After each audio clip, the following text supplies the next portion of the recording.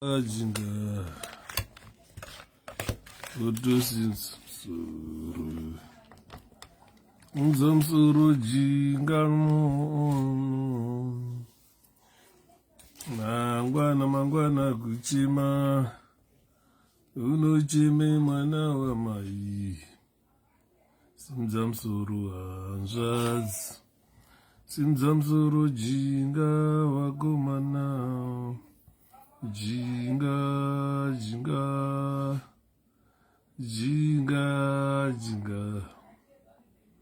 Simzamsuru anjaz Simzamsuru jinga wagomana manera kanaka vana veZimbabwe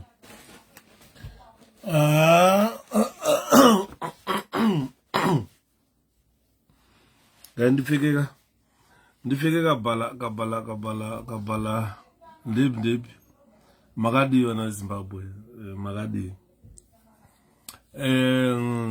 regai imi indofara ndonzwa manyuku kudenga ndikudenga ariko kudenga ere andina voice kuziva kwamunoita mazvese voice rangu harisati ranyatsodzoka kuti ndikwanise kutsemura madhirora. But what I'm urging the people of Zimbabwe is let's keep our eyes on the ball. Vakambotamba bhora vaiva, you understand what I'm saying. Let's keep our eyes on the ball. Inendele bwino bwanji mkoma yudawa yutuzi kotagareva. Right. Let's keep our eyes on the ball. Because why I'm saying that is elections, they lie at the heart of democracy. And they remain the primary means through which individuals exercise their right to participate in public affairs. I want ZANU-PF to understand this. I want all Zimbabweans to understand this. That to go into an election, there is a purpose why people do elections. There is a purpose why elections are held in every country. If elections were not as important as ZANU-PF believe, then there was no need of wasting the country's resources holding elections. Imagine printing 7 million ballot papers for the president alone. How much does that cost? Then someone, a judge in the form of Priscilla Chigumba, comes to announce bogus results in front of the world. It's like you are not taking elections seriously. It's like people, you listen to this audio. Let me look for another phone. It's like they take people for granted. It's like they don't want people to understand the importance of elections. I'll listen to that.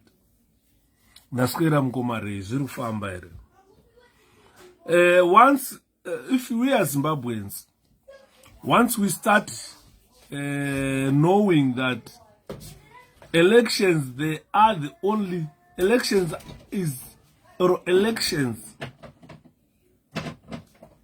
lie at the heart of any democracy. For a country to be called a democratic country, it's because of elections, the way elections are conducted. And elections, they remain, elections, they remain the primary means through which individuals exercise their right to participate in public affairs. If you want to be a president of a country, you need to be elected. If you want to be a member of parliament you need to be elected.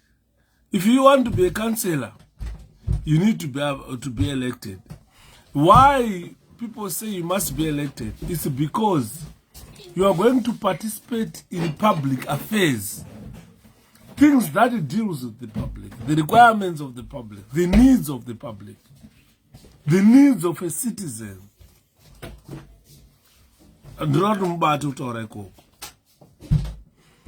This is why you see elections, or more elections are held than ever before throughout the world.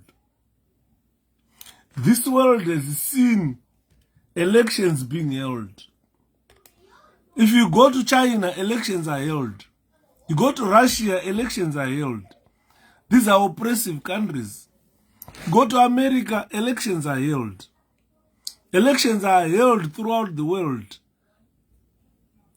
More elections are held throughout the world because they want to give mandate to a person the people love. You choose a leader.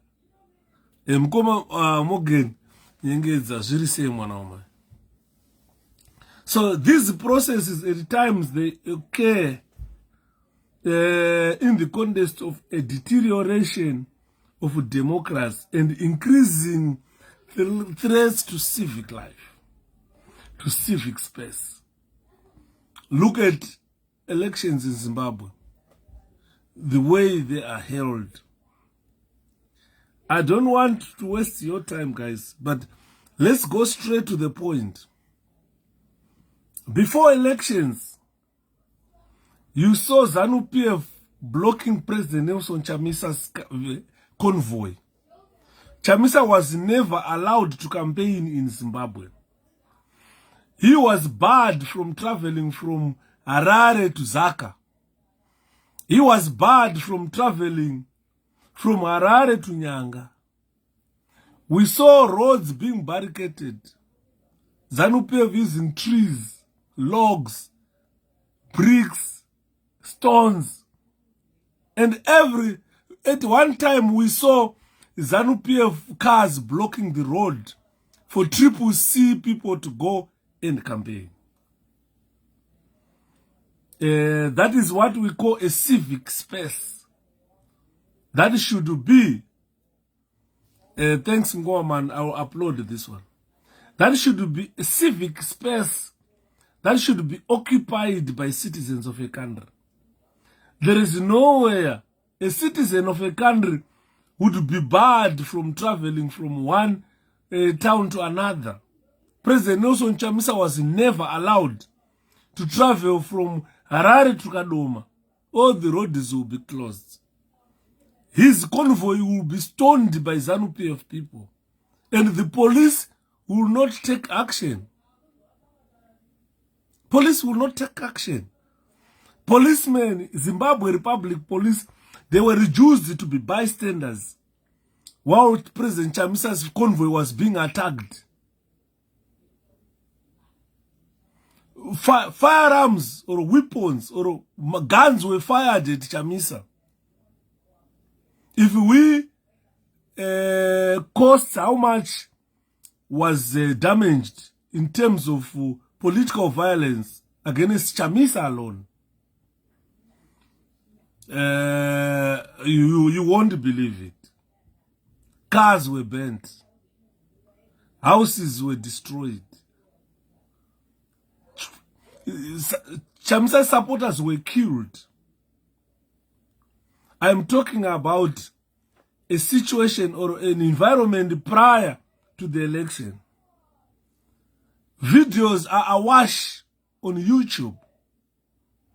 When ZANU-PF supporters were saying, Tikati Chamisa ngaurawe, ngaurawe. They were advocating for killing of Nelson Chamisa. There are videos awash on social media where ZANU-PF officials were addressing rallies to say, Tichavauraya. As a result, Zimbabweans were intimidated. Zimbabweans are people who are scared of dying. They're scared of death. Musokulo voter on the day of voting. ZANU-PF was saying it was carrying a survey. How can you carry a survey on a final day of voting? What type of survey you failed to carry out in the last 5 years? You come on a polling day, on the polling booth, writing people's names on paper, on books, and those books were taken away. So I'm just thinking, what survey can ZANU-PF do at a polling booth, at a polling station?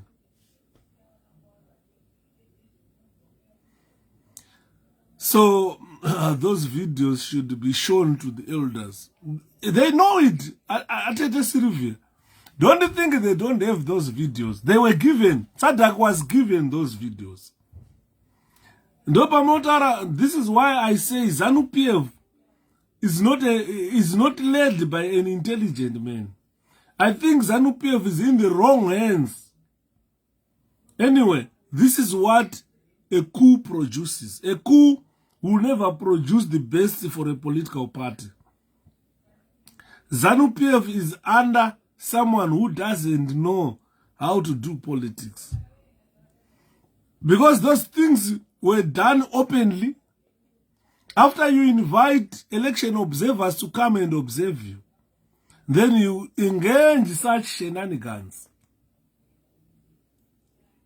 expecting that Sadak will say it was free and fair as always.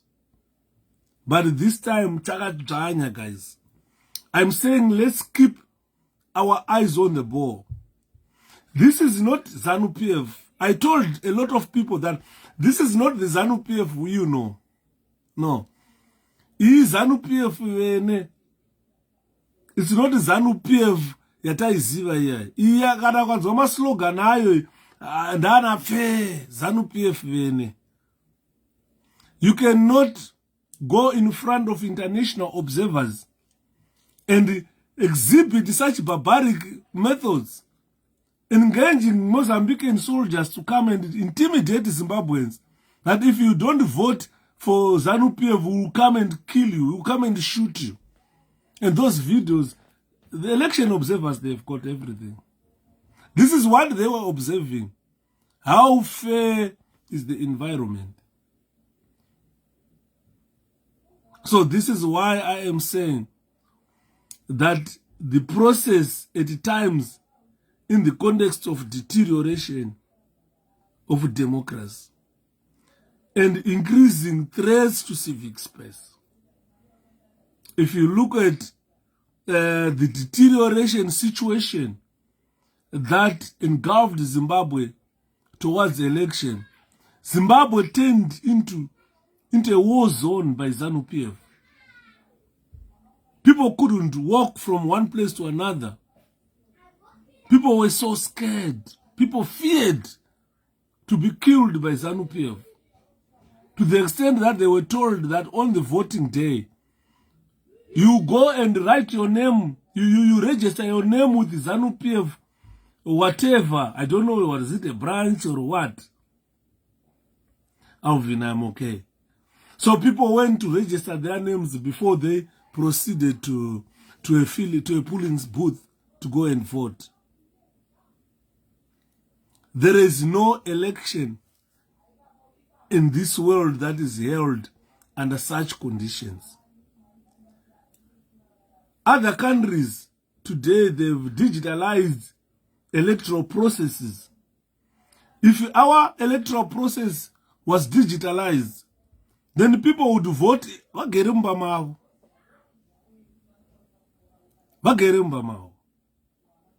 Postal ballot votes. This is another example where ZANU-PF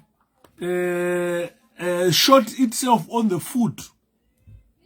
When they did the postal ballot voting, they gathered policemen, they gathered prison officers at their offices to say, come and vote. The guidelines of SADC are clear. The guidelines of United Nations are clear. Even if you read the constitution of your country, Zimbabwe, it will tell you that a postal ballot vote is posted to your address. You fill it and post it back to wherever it is going. There is nowhere postal ballots, there is nowhere you can receive postal ballots and summoned to a polling booth to say, come and put your ex 𝗂𝗲𝗁𝗃 already. That is defeated the issue of postal ballots. It's no longer a postal ballot. It is just like a voters' roll prepared by 𝗟𝗲𝗁𝗃 or Zimbabwe Republic Police or Zimbabwe Prison Services. They prepare a voters' roll. Then they call their uniformed forces or prison officers to come and vote in front of them. Already, that defeat the issue of postal ballots. That defeats the issue of postal ballots. Once you see kuti muri kudaidzwa kupulling booth, kunzi uya wakatakura unongouya nechitupa chako, postal ballot paper rako ririko, moita queue kunovhota muchiitiswa. That defeated the issue of postal ballots. It's no longer a postal ballot, but a polling booth. Hazvina kusiyana nevanhu vaenda kunovhota kuna Pangula. Vanhu vamakuitisa queue. So the guidelines are clear. I think SADC has got clear guidelines about postal ballots. Zimbabwe constitution, I think, is clear on that. Once you deviate from constitution, that's it. It's no longer an election. It's no longer democracy. ZANU-PF has deviated a lot. When they look at the constitution of Zimbabwe, they just think it's a paper. They don't implement whatever is put in the constitution. To them, constitution of a country is just a paper. It means nothing. You understand? Atete Soneni, it was nice to see you. Welcome, Atete. It was nice to meet you. And more. So this is the reason why some of the countries, they've digitalized electoral process. Because of these human rights challenges that we face, that has risen from such barbaric acts by ZANU-PF. They collect confidential data. Imagine you go and submit your data to a nonentity, someone who's not in government, someone who's not government. You don't even know where your data is taken to. Personal data, your national ID, your name, your address are being taken away by people you do not know. You've just met files here, putting a table there, and they say, bring your name, bring your address, bring your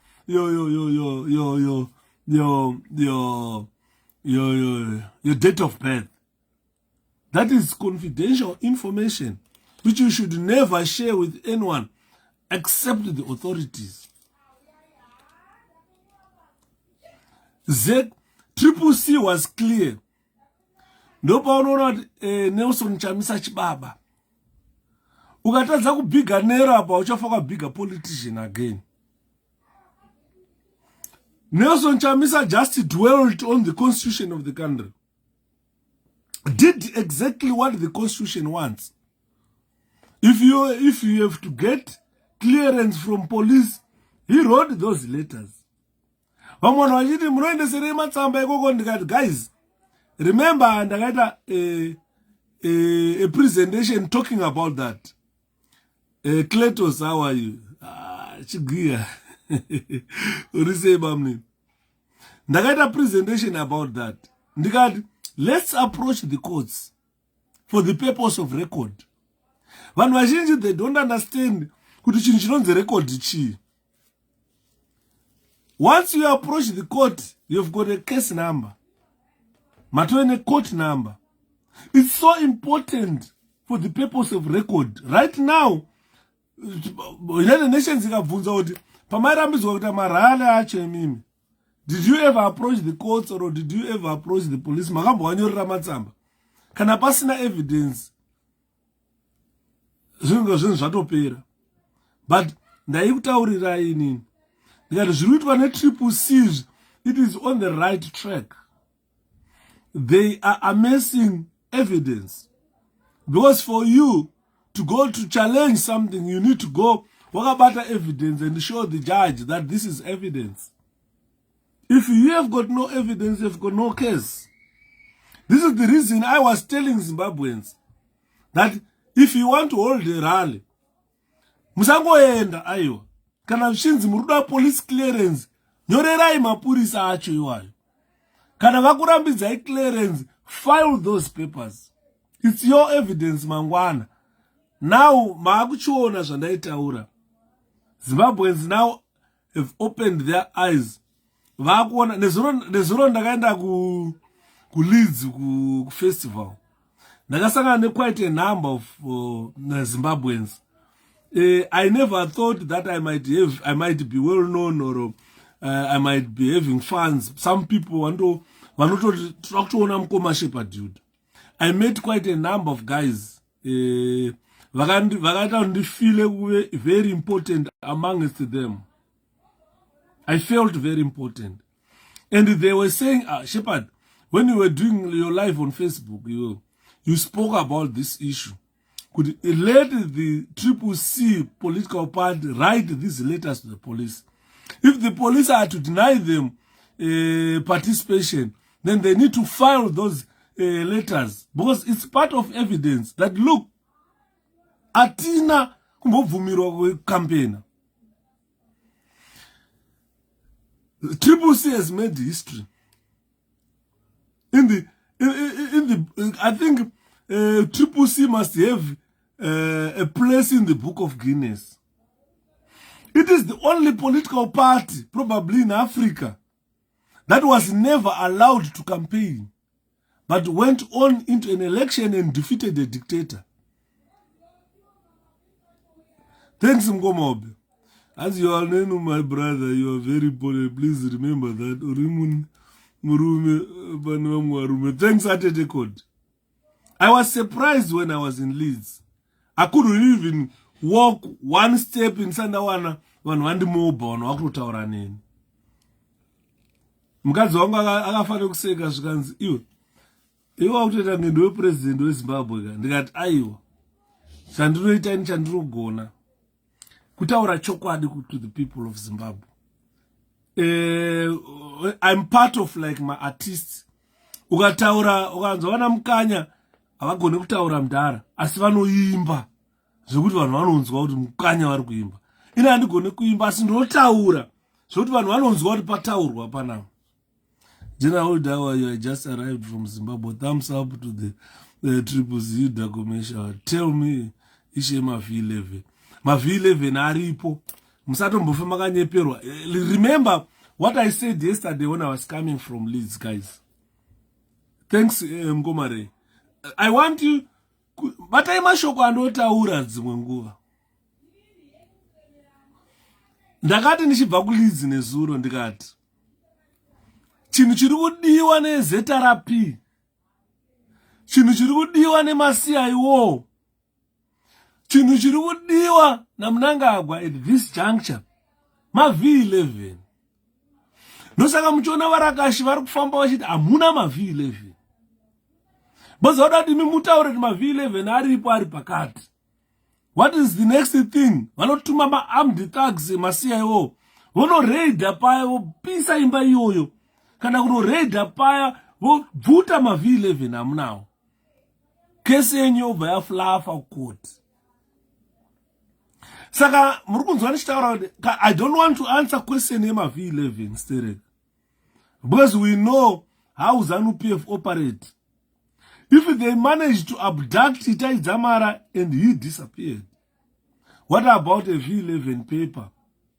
Vanongoenda parakachengetwa pamuruda kuvaudzaka. Bozi mavarakashi varikuya vachitokonya kuti mutaure kuti ma-V11 acho ari kupi. Andi muri kuona.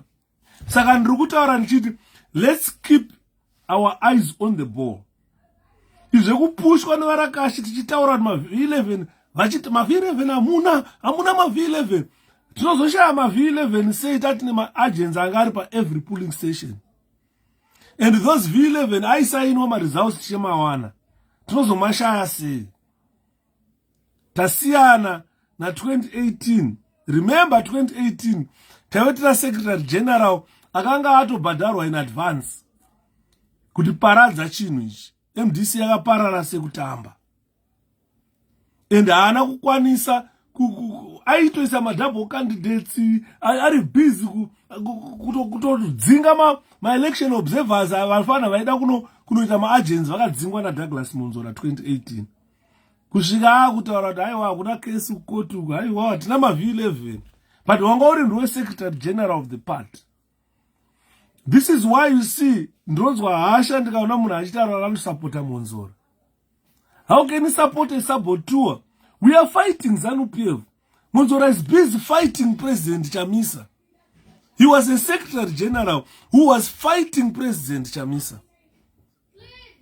If you look at 𝗂𝗵𝘁 was the chairperson of the party who was also the presidential agent of president. He was fighting his candidate. Play audio can it relate to your presentation. Resend it. I can't play because resend it. Nditarise paneme phone. Or send that audio ku WhatsApp yangu inoti 07878 109601. You can send it to that. You can send it to that. 00447878 109601. It has got a WhatsApp. You send it to that WhatsApp. Because if you send on this phone, I am using it to make presentation. So I can't play it on this unless I am to stop presenting and play that audio. So there are two things here. I can't play the audio from the same phone. But in Yama V11, don't be pushed in Varakashi. Kuti kana uri 𝗵𝗃𝗃 kana uri opposition wokontinua kubvunza ma-V11 because we all know what ZANU-PF wants at this juncture. They want to grab ma-V11 acho. Saka if we continue talking with ma-V11 now, it's enough. Once President Chamisa says we have got all the V11s, it's enough for you guys. Those who do not believe, we cannot help you. Because tingeta kufunga persistence yenyu kuti persistence iyi yakanaka ere munhu hasi murakashe for security reasons tengeta kukutya. Ndaona vanhu vakawanda pane group rinonzi Yuda live stream rataka creator to share ideas. A lot of people have been removed from that group, especially for asking for V11s. Ukaona munhu achikubvunza ma-V11 is not your friend. Your friend kana ari 𝗵𝗃𝗃 must really understand that ma-V11 now. And paari pacho there is no point yekutaurira. Because masiya ivo vari kumafemba vari kumavhima, they want to snatch them. Ndosaka muri kuona zvinezvi vari kufamba vachiabducta. Tine mufana aabductwa kumarondera. So far handisandaziva kuti zvakamira sei. Aive election agent kumarondera. Akaramba kunosaina ma-V11 ari kuiswa neZANU now. Why would 𝗂𝗶𝗆 want those V11? Why should we bear them in the first place? Why should we bear them? When we were saying people contribute, I didn't defend our vote. People refused to contribute, to part with their monies. And they are the same people now demanding for V11. So let's not What we need is, let's focus our eyes on the ball.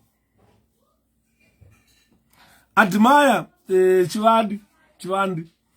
Your point in Dazon, Wakawanda Washtaura, Washiti ma V11, Chamadi. Can I start that get my elections as free and fair? Because Musa, let's keep our eyes on the ball. Is Jekutara Sadak Yati Zakati? Isusu, we are not Sadak. Isusu, we are a political party CCC. Let's go to the court, let's challenge whatever we are going to challenge. Masad Sadak was not a participant, but were just election observers. Vapedza vanhu veSADC vanongonyora a report zvakafanana nepakapfurwa vanhu vakaurawa pakasetwa inonzi 𝗓𝗏𝗃𝗁 commission. That 𝗓𝗏𝗃𝗁 commission yakaproducer yakanyora kuZANU-PF kuti kuna Mnangagwa kuti dai izvi neizvi yakapa ma-recommendations ezvinhu zvinofanirwa kuitwa naMnangagwa. It's almost 6 years now, or 5 years after 𝗓𝗏𝗃𝗁 commission. Nothing was implemented by ZANU-PF. SADC will bring ideas. SADC will write a report to say what we expect as a SADC member. We expect Zimbabwe to do this and that and that and that. And you will remember me. They will never implement whatever they are told to do. Because vanodherera povu. Vanodherera povu. Andi murikuona. Saka ndiri kutaura nchiti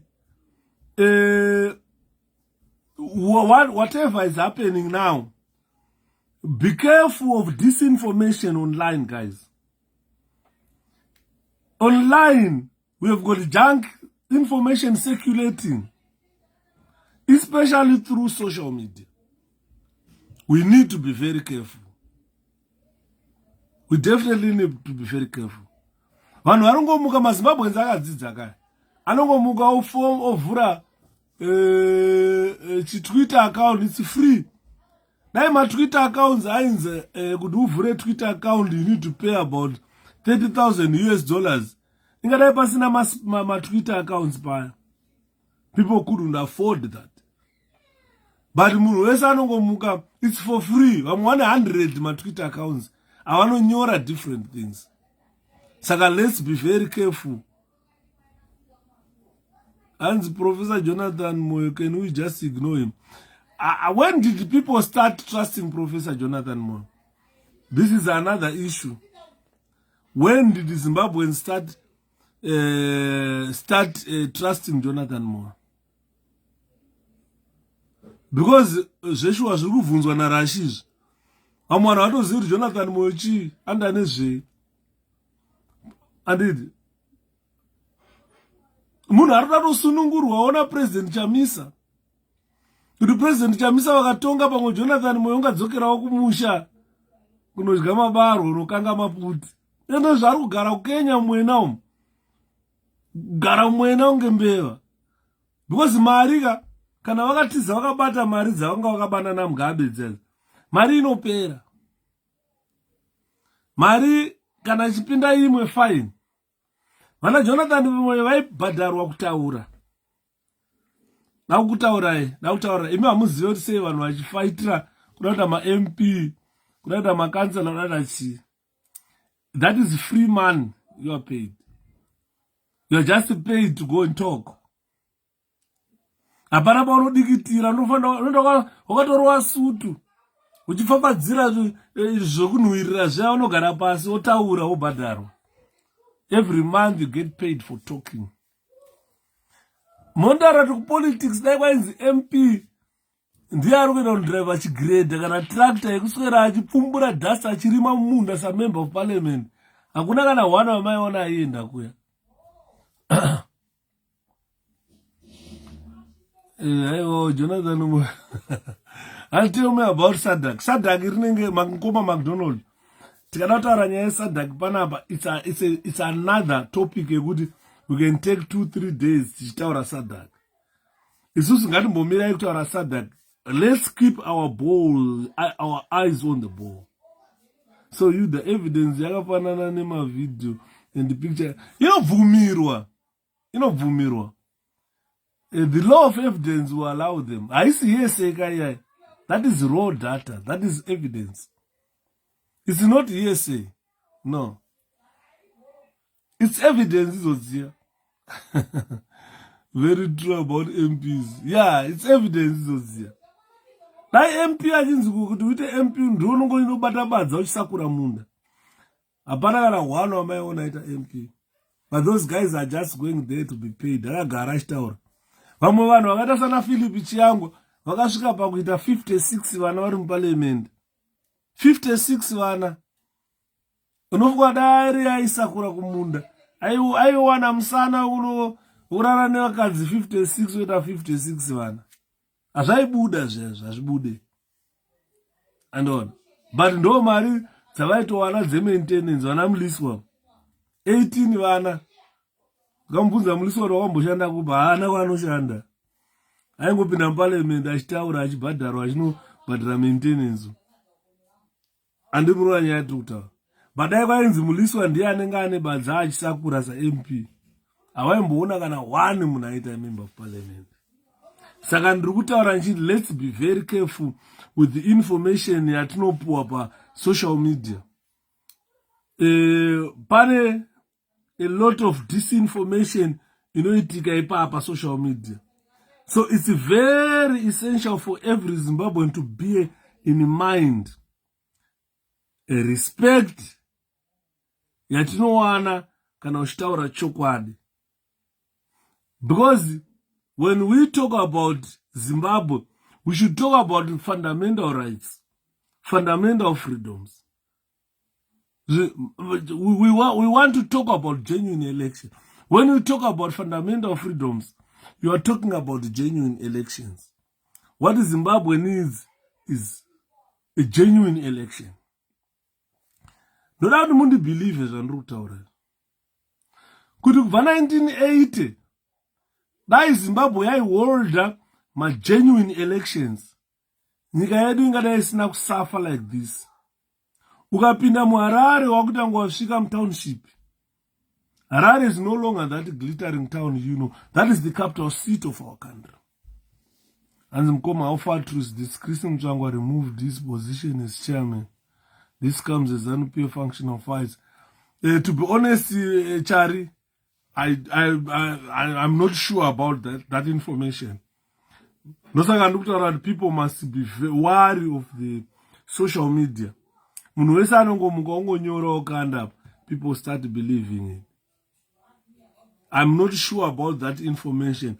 I will believe that information kana ichinge yabuda mumapepa nawe zanu. Kune mapepa nawe zanu akata sana Herald. As I've been expecting you ndeipinda asimba. Zviri siyatete kudzai mutizi rutendo matinyarare vanetsa nekunyepa kutwitter. Exactly. Ukateerera mufana anonzi Benson matinyararirewo unofunga kuti uteerera munhu anoziva zvaaruziva. He doesn't even know how 𝗓𝗋𝗋𝗃 operate, how 𝗓𝗋𝗋𝗃 function. Ndakazombomugarisa pasi mumusi achitaura accident yaChwenga. Anzi ani mupana Chwenga uyo madzibaba Chwenga mpostori Chwenga uya.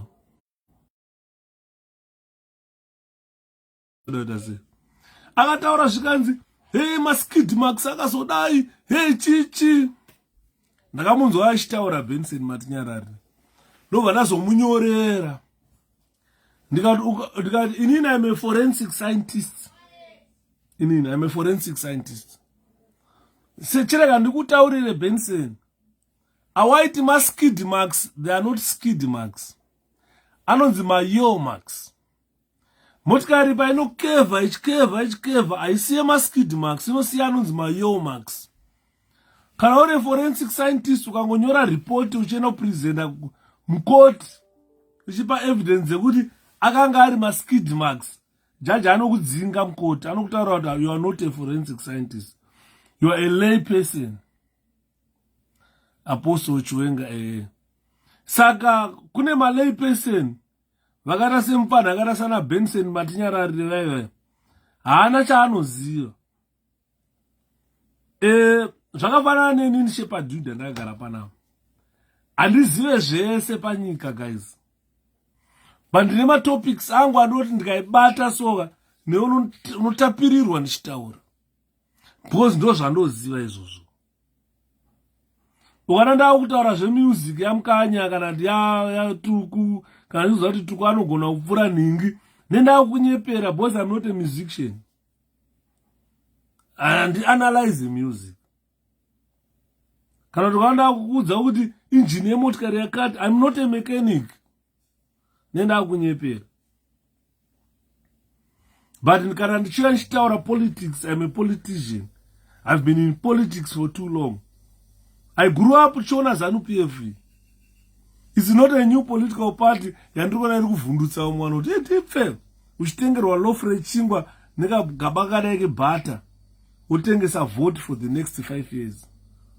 Ndaona mwamai wakane muromo yakadai kameno takaitwa sei. Ngoti chamisa wati ndikati amai zvibate.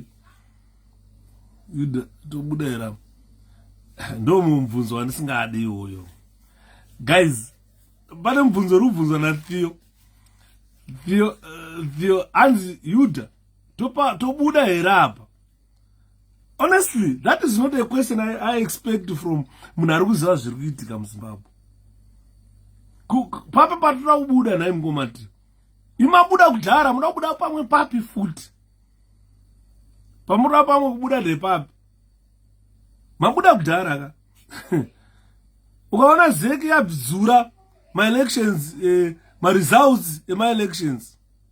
Ukaona zeki yadzura, muchada kubuda papi futi. Handisi kuziva kuti mapepa angu panapa nhasi paswera pachitwa pati panapa. Paswera pachitwa pati. Handimuona mapepa. Ndoda kutaura zvandainyora nezuro. Handina kuzozviposta hangu. Bozi nadaneta. Ukaenda kuZimbabwe 2018 total registered voters vaisvika 5,600,000. Right. Wouya gore rino iri 2023 total registered voters vanga vari 6,623,511. If you compare these two figures, Nagoma Jabra regerai moms mdara pamwe vakarwa hondo. Handimurikuona nyaya tikutaura. Ukakombea these two figures, vanhu gore rino iri kwakune mavoters akawanda kupfuura 2018 vari registered to vote. Right? Gore rakapera pa 2018 ma-elections akapera. My total votes casted aita 72%. If you calculate 72% of 5 or 72%, ukaicalculate iyoyo 72% of 5.6 million, you know, about 4,032,000 people. In figure, 72% will translate to 4,032,000 people in figures. Yevanhu vakavota. Vegore rino iri vari kunzi vakavota ma-valid votes akasvika 4,561,221. Saka uri kuona kuti vanhu vakavota gore rino iri vakawanda kupfuura vanhu vakavota 2018. Ndoda kuti muone tsamba tsoro dzaitambwa nezeki dzakapusa. Ndosaka uchiona sadhaki yakutaura kuti zvidirei jecha izvo. Right. Total votes dzakaonekwa naMnangagwa 2018 dzaisvika idzo 2.4 million.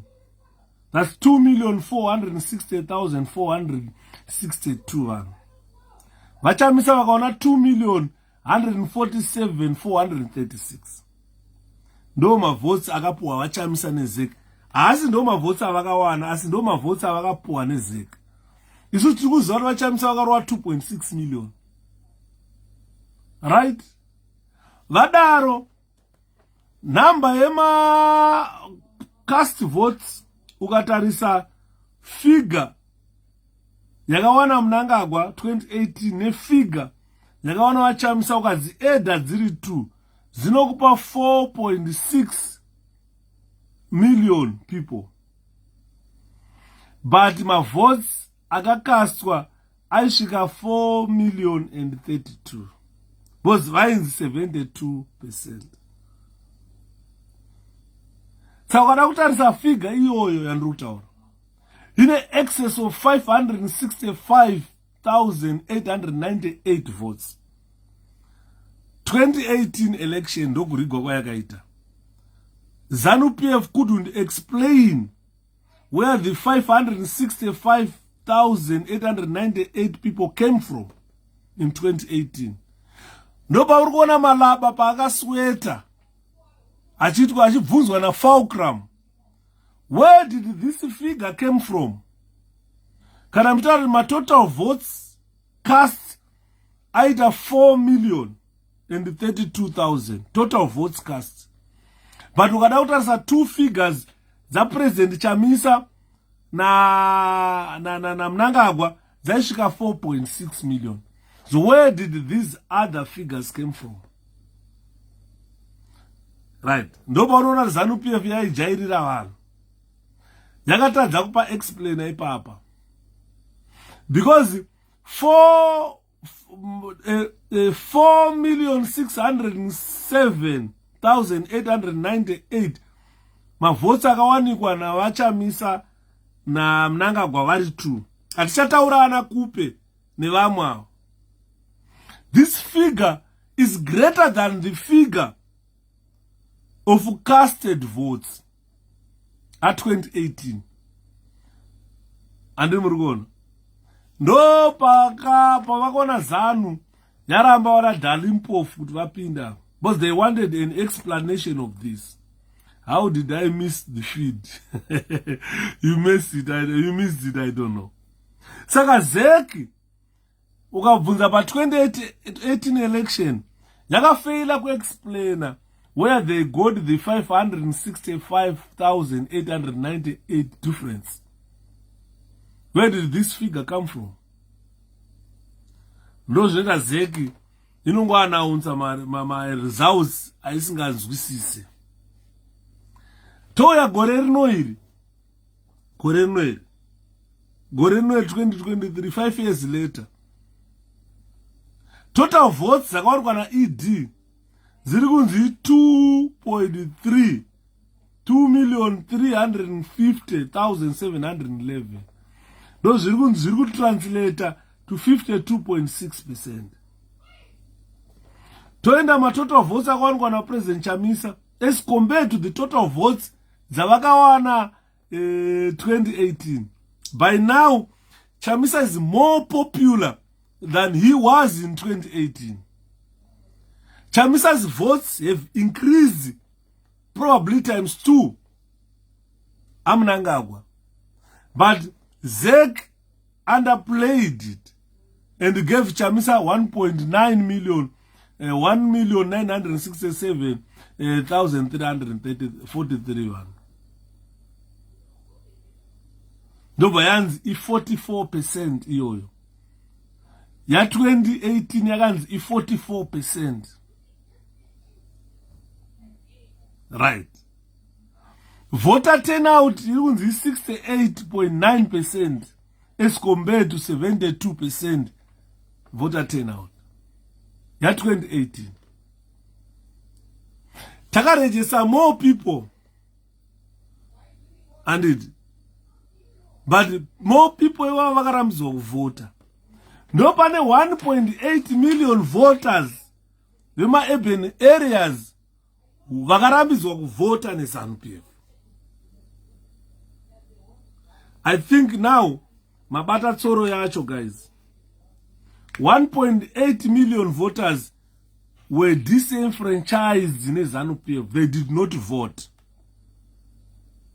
This is why you see this election has more registered voters than 2018, but has got less votes than 2018. Ndokunonzi kujairira vanhu ikokuya. So what I'm saying, ladies and gentlemen, is participation in the public affairs, including through my elections, it is your right. It's protected by human rights, by international human rights law instruments. Ndosaka uri kuona ZANU-PF now iri pakona. Ndakataura nezuro ndikati dai Mwari vakasika munhu wese mukadzi nemurume tine mabhora. Wainzi ukaribatwa so unonyatsoziva kuti bhora rorwadza sei. Kutaura kwatiri kuita so ZANU yakabatwa mabhora. Because denying 1.8 million people to vote kwayakaita ikokuya kwe, they bleached my human rights. ZANU-PF yakasaina ma-conventions to become a member of SADC. Mune constitution ye SADC yamunofollowa. To become a member of United Nations, you follow certain conventions for you to be called a member. Zvakafana nekuti ukajoina masowe, uchada mupostori kumasowe. Ukaenda kumasowe uchaziva kuti uchanoreurura masvondo ako matatu. Uchakwesherwa mudzimu nemashavi. Anditika wapedza uzopfeka gemenzi rako uchigara pasi, haugare pacheya masowe. Zvimwe nezvimwe zvese zvine constitution yazvo. Ukaenda kuzvigure uku vanokutaurira kuti unofanira kurwasha mungani kuzonzi wachigure. Unofanira kurara kumakuva uzonzi wachigure. Unofanira kudya nyama mbishi kuti uzonzi wachigure. Saka Zimbabwe yakachuza kuti chigure. United Nations zvigure. Zimbabwe chose to be zvigure zveUnited Nations. Saka wapinda muzvigure uri muUnited Nations imomo, you abide by the constitution of that organization. Vandokutarira kuti member state yedu isusu kana uchita election, ma-elections ako tinotarisira izvi. Ukatyora mutemo waizvozvo, you are no longer the member. You are no longer a member. Or you put under sanctions. Anditi manzo. SADC ine ma-protocols ayo ine mutemo yayo. Zimbabwe as a member state must understand ma-protocols eSADC. Pavaijoina SADC tatiri vana vadiki isusu. Ataimboziva kuti vari kunojoina zvii. Ivo ndo vaienda vachinosaina mapepa. Vachikwira dzindege vachienda kunana Commonwealth vachinosaina mapepa. This is why uri kuona vaida kuzvichenesa vakati EU yaimutione.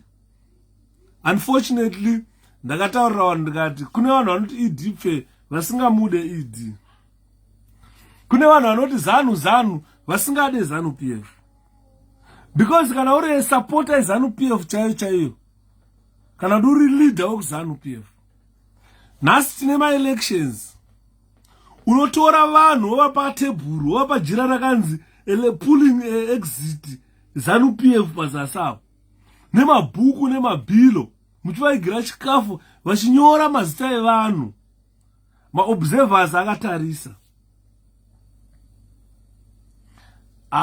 Akusi kuda ZANU ikoko, asi kuuraya ZANU-PF. Kuuraya ZANU. Ukaona takudaro tichitira President Chamisa, hatisi kumuda Chamisa yeye, techimuuraya. Saka kuuraya kwavaita ZANU-PF ndo patasvika. Vanhu vakubvunza nawo kuti Mugabe naMnangagwa muZANU-PF ndeupi. Ndambenye chitaurira vanhu ndikati ndo problem yekuti vanhu munoita coup will never give you the best.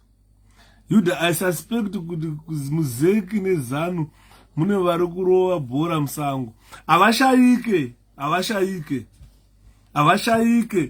ndosaka uri kuona Chigumba akangopuwa results akanyorwa.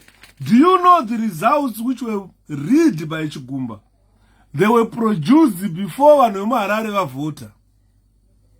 Those results ndakakaona kaslipi kacho kachicirculata vanhu vachivhota kuHarare. Mukanotarisa Twitter 𝗟𝗏𝗏𝗀𝗃 akanyora results iwaya. Vanhu vasati vapedza kuvhota, results vanhu vasati vakaunda. 𝗟𝗏𝗏𝗃 akanyora akati vachamisa 44%, vamunangagwa 52.6%. Those results were produced before the people vapedza kuvhota. Vanhu vari mukiu kunovhota, vana 𝗟𝗏𝗏𝗃 vanga vakutonyora results aya. Chigumba became so stupid. I think she can read, that lady. She's a judge. She's capable of reading. She should have read my Twitter Anna 𝗟𝗏𝗏𝗃, and she should have queried the results she was given to read. Kuti aiwa, ma results amurundi akabuda mari mwezuro achitaurwa naro 𝗟𝗏𝗏𝗃. Nezuro ndo patakakaunda. Nhasi moni ndiverenge ma results akadaiswa. Guys, I'm sure you are shooting yourself on the foot. The people who signed with the SADC were civilians. Nowadays, the military rules, there are no signatory to SADC. So if there are no signatory to SADC, then they will be isolated. It's very unfortunate. They must understand the consequences of being a signatory. Because what a signatory is a country, not Munu. So what they don't understand is, ma signatories aya anenge aitonzi Zimbabwe yasaina, kwete Mugabe asaina. Inini mwana wasisi wangu akatondiudza musi weFriday makuseni kuti idi yawana 52.6 apa mavhota anga asati atomboverengwa. No mistake yakaitwa naChigumba. Akatamba neinformation yakanga yatobuda pasocial media kudhara achibva anoverenga izvozvo instead of reading zviri kuverengwa panapa. So this is why you see vanhu vataura Chigumba is a criminal. She had no powers, my daughter. She is a criminal, not that she has got no powers. She's benefiting from this. She's a criminal. Fazi yaitove bhora musango in disguise. Yeah, I think vanenge vaitoda kuti mudharo yarove pasi. Because ukaona maitiro acho avaiitaka, vamwe vacho vakaapproachwa nemumwe driver, so vakatiza kupinda musango vakasiya mabhuku. Zvikati muri kuitei pano? Andiri muri kuona. Saka, people must understand here that the participation in public affairs, including through my elections, is a human right protected. It's a human right protected by international human rights law instruments. It is guaranteed by the Universal Declaration of Human Rights and the subsequent treaty provisions, notably Article 25 of the International Covenant on Civil and Political Rights. Participating in election is a human right. So if ZANU-PF is disenfranchising 1.8 million, refusing them to vote, you have bleached the rights of the people of Zimbabwe. Most people in urban areas, they did not find their names on the voters roll. Musi inspection vakanoona mazita arimo. Pakuchinovhota mazita hamusisina. That is ZANU-PF and ZAC. They bleached international human rights. I don't think kuti vaizviunderstand vanhu vezanu. Asi mukoma maswera sei. Asi namadhamu yangu ratanga zibabariye kutaura kureva imi mukoma. Vaudzei mainini kuti mainini. Inini mubata broira. Vacharipa. Ndaswera tafadzwa zviri sei. Saka what I'm saying panapa ndiye kutaura kuti United Nations inopindira because pane ma covenants akasainwa neZANU-PF. Could we respect my human rights over one side signature over our sign? Those instruments are now used against ZANU-PF. Kana vanga vachibvunza mubvunzo topabuda here apo ndo kubuda kwacho kwamaita ikoko. ZANU-PF danga isiri member United Nations, danga isiri member EU, EU, danga isiri member SADC. Amai pabuda. But now mapabuda azingomaramba muchibaya ipapo. Aiwa akusukubaya irari, but tikutaura chokwadi. Ini chandakanakira nchekuti ndoda kuudza vanhu chokwadi, vanhu vazive, vanhu vaone, vavhurike maziso. Saka nhai mukoma Yuda, tinokunda here uye faina inozo. Ndo mubvunzo wandiri kuramba nhai God. Mubvunzo ndauramba mwana wamai. Don't ask me that question. Indiri kutaura mabuda. You're going to repeat, I'm not repeat it. No one will repeat. Indura mabuda. Kubuda wacho kamaita ndiko kuti Zimbabwe is a member state of the United Nations. Zimbabwe, member state of SADC, the African Union. Ine macovenants yakasaina, especially conduct of elections and the protection of human rights. For you to vote in your country, it's a human right that is protected by the law.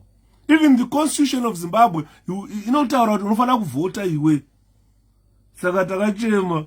Saka takachema. And God is still looking for the meaning of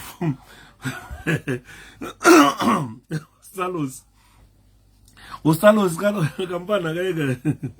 Nasi tine vanhu 200 viewers. Oh, thanks so much. I can't see viewing yangu bozi ikambostopa inongozoramba yakastika pavanhu vari pevavo. Hanzi ZANU yati ndezvekupenga, hanzi vakawina. Yeah, vanogona kudaro ndezvekupenga because they don't know the consequences of it. They don't know the consequences of it. Kana vakawina, ngavaite vanoita inauguration yavo, vomugadzika mudhara wavo vaone kuti what are the consequences of it. KuZambia zvakaitika izvi. Remember, when Lungu refused to go, awina. Vana Kikwete vakauya former president. Hanzi nemwe munhu, hanzi kune dzimwe nyika dzakakomborerwa naMwari wakomana. Ukaenda kuTanzania unoona former president. Uenda kuMozambique unoona former president. Uenda kuSouth Africa unoona former president. Enda kuZambia former president. Zimbabwe is the only country in Africa without a former president. What if Mnangagwa akati Zimbabwe hatichayadi kuva muSADC macho tobuda cause you are not rule on our side? What will be our zvine consequences? Ngandi kutaurire chekutanga. Consequence yekutanga chaiyo. You are a landlocked country. For you to access the sea, you rely on SADC countries. Saka kana mimi mukarely neMozambique iri muSADC, haizobvumirwi kuti ivhure maroad ayo muwane fuel muZimbabwe. Saka munotanga kushaya fuel yokufambisa motikari munoishaya. Because Mozambique inovhara maborders ayo. Nekuti inenge yanzi neSADC vharai. Panobudika nekuti direct code SADC inenge irimo mukoti macho. Ayo kubuda mabuda. I want people to understand. Adidi mona. Saka kusave muSADC kune consequences akanyanya. Tikuchema kusave muCommonwealth. Imagine. Zimbabwe is crying because it's not in Commonwealth. Countries that were ruled by Britain. Zimbabwe is crying. They want to be part of that club. How about part of being a SADC country? Muri landlocked the way you are. There is nowhere you can say good munobuda muSADC. Because ndege dzenyu padzinosimuka muZimbabwe dzinotopfuura nemuZambia, dzopfuura nemuSouth Africa, dzopfuura nemuBotswana, dzopfuura neMozambique kana kuMauritius. Munenge muchitopfuura nemaSADC countries. Saka namataura kuti imimi hamuchada zveSADC country, a lone player, maura kudhila neChina, muchabhururuka sei nendege? How many presidents apa? Congratulatory message naye. Handisi kuziva, nhasi ndaswera ndiri kubasa handisi kuziva. England is now crying for not being member of Euro. Yeah, Exactly. Ukaya ku England esnezvi conservative ya wacha ine ma prime minister imira wana Cameroon vaita tukuda Brexit yachema UK yarira. Ukaona vakudaidza vanhu kuna Africa kuti uyai neCOS uyai mushande kuno kana nevashandi chaito vashaya Jose hazaishapiro mubvunzo watiyo wakafanana negore rekuti ship yepfuti yakarambirwa mumasports ese SADC. Exactly. Fuel yenyu inoramba ichitenderera mumvura muIndian Ocean amuiwane because haina painopinda napo. You are no longer a member state of the SADC. Budai. Kana muda kubuda budai mSADC and declare yourself winners of this election. You see the consequences. Adidi Muruona. Because voting right is guaranteed by Universal Declaration of Human Rights. That Universal Declaration of Human Rights iyo iyai apana nyika isina kusaina kuti cha respect ma human rights. Saka ma human rights omwati kutaura ekuvota anosanganisira ukambeni. Ukatarisa 𝗶𝗶𝗁 yaka apply police to campaign. I think about 300 rallies which were cancelled. Only 3 rallies akabvumirwa. 297 were cancelled. Sakamanatarat, it is the only political party in Africa that has garnered 73 seats without campaigning even a day. Mama MP enya yakapinda avana kana tomboita kana rally 1 vaingotokada kuenda kunokambena panobva wanzi nepolisi hatina manpower muri violent ameno zvainyorwa mareasons acho anyorwa nemapurisa anomashaya. Yanga iri copy and paste tsamba yacho iri plagiarized copy and paste. Each dispo aingonyora same letter. And that was in the eyes of the observers. That people's rights are not respected by these people. Anoona ZANU-PF yakazvisikira moto yega muziso. Izvo kuti vakutuka mumba meno vanomutukirei. Ndakataura ndikati ndo imwe mistake irikwa neZANU. Because mufesi uyo yakaproducer report ya haasiri yakaiproducer ega. SADC, we are talking of SADC. Observers came from South Africa, came from Namibia, came from Mozambique, came from Zambia, came from DRC, came from Malawi. All those SADC observers, they sat down and made presentations. They produced that report. That report was produced by Zambia, Mozambique, Botswana, Namibia, Angola. Dzese nyika dzese ndo vakabatana vakaisa report iyoyo. So our next move yatova rerun because makosa hamboti takawina. Pane nyaya ipapo. Pane nyaya ipapo. ZANU vacharipa kutuka kwavakaita futi.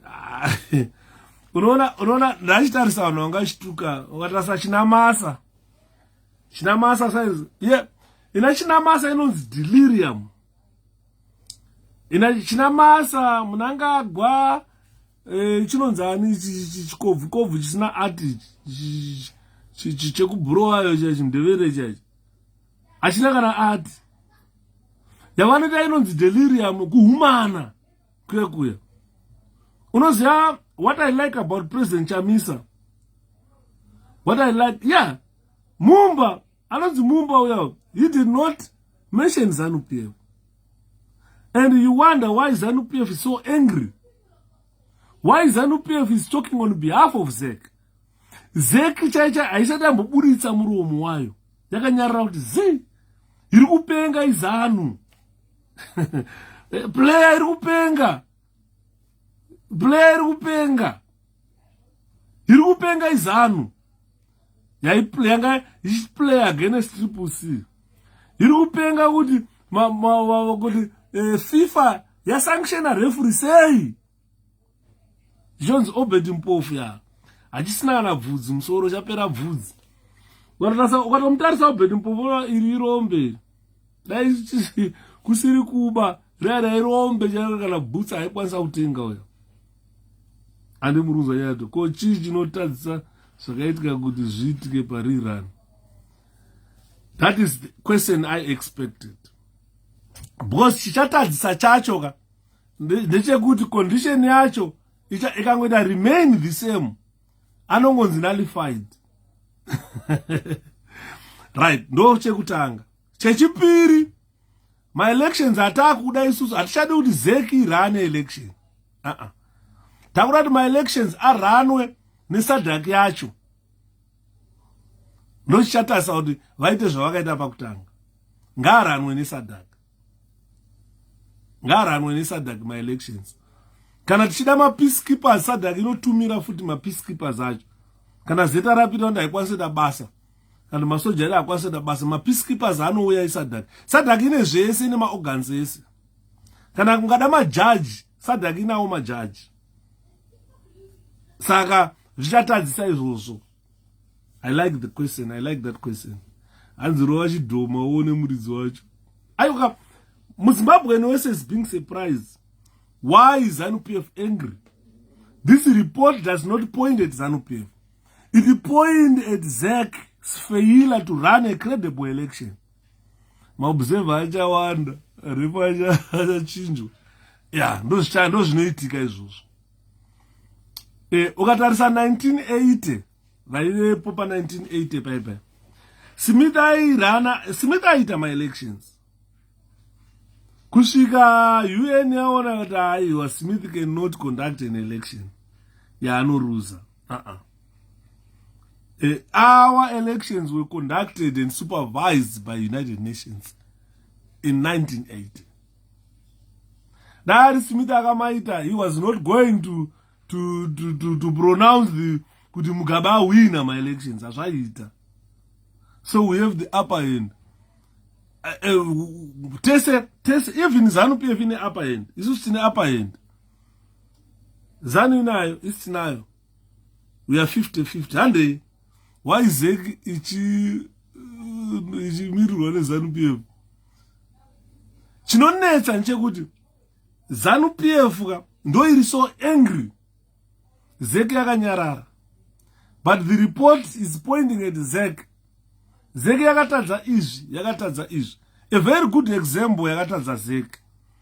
Ma candidates kana muchinge manominate wa register munofana kupuwa voters roll. ZEC yakaramba kurelease voters roll. ZEC yakaramba kurelease ma results census, kupa ma results census. Because panoitwa delimitation pese ZEC inofana kuve open kuti aita deliminate ma constituencies tichitarisa census report. The census report was never produced despite political parties vachitoda kuona kuti mimaidemarcata sei ma constituencies enyu kuti mobatanidza Harare East neHarare North. Already mama ane vanhu 60,000 which are about 22 constituencies dzakakutwa combined. Woenda kuZimbabwe papfungwe konzi kuna vanhu 40,000. Saka vakarambirei neZEC nevoters roll. Vakarambirei nereport yecensus yavakashandisa to deliminate my constituencies. Saka are we going to use the voters roll or only use our ID? Gogoma ivepo emimi 1980. MuZimbabwe wese ari eligible to vote unofana unoshandisa chitupa chako. Voters roll inenge ya drama. Because MuZimbabwe wese ari over 18 is entitled to vote.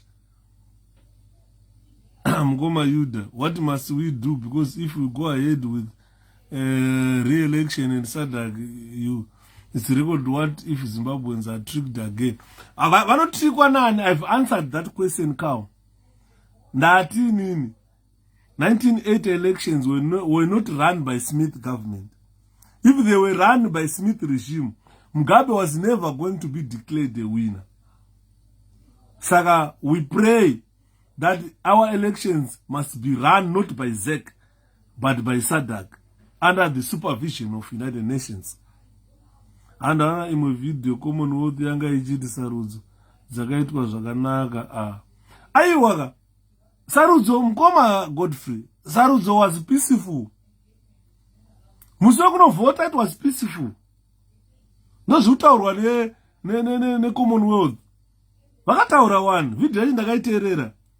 Vakati aiwa muswe kuvhota, sure it was peaceful.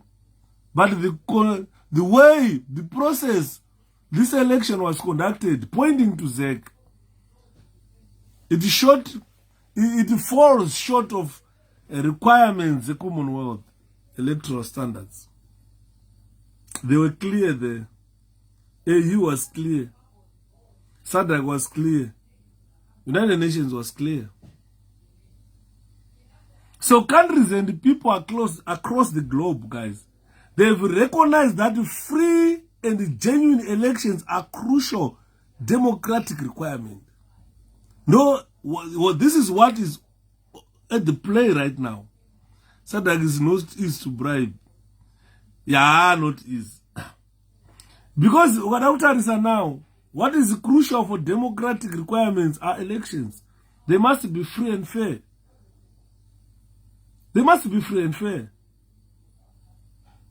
Because a free and fair election will give a voice to the will of the people. We are going to listen to the voice of the voice of the people is the voice of God.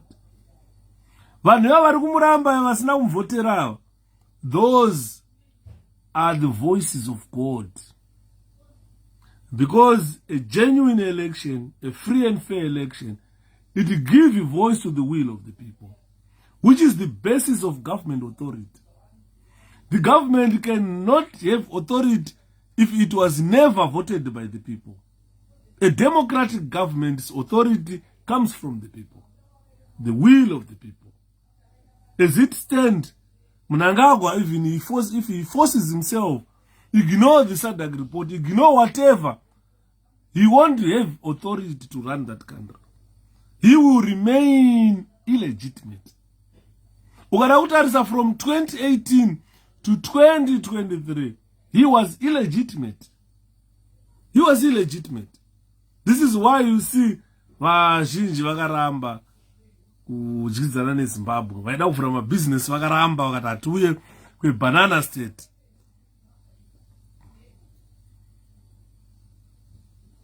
Andimona. Saka, ladies and gentlemen, nyaya asiko iye jinu. Hakuna government of national electoral government, guys. Hakuna. Hakuna. Nosaka ndataura thiyo ndikati, beware of social media. A lot of junk is being thrown as facts. Mungatamba, munutamatama, so disinformation. A lot of junk is thrown here for people to listen. You should never listen to junk. And more. Besides, ladies and gentlemen, participation being a human right in itself, other human rights are central to electoral process. For the right to vote, to be elected, to be exercised meaningfully, it is important that there is an environment in which human rights are respected and enjoyed by all individuals. Jawa was saying inauguration Saturday. Jawa, those Muslims, Jawa, chedongoti ZANU-PF ka yapo yaisi ZANU-PF. Iyango ye political power emazvake. Mwe anongomuka achitaura zvaanoda nhasi. The people voted SADC can go screw themselves. I blame 𝗂𝗶𝗆 for tolerating certain bullshit. It's very unfortunate, Eustace, if you think this was an election. Very, very unfortunate. The people voted yes, but the process of voting, the electoral process, was short of expected standards of an election. There is no human rights in Zimbabwe. Full stop.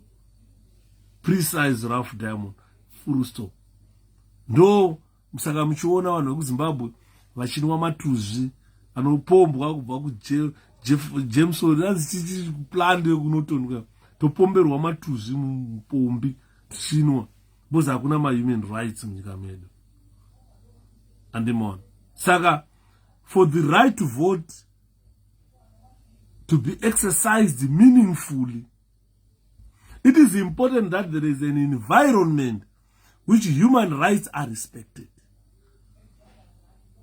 Is what Precise is saying here.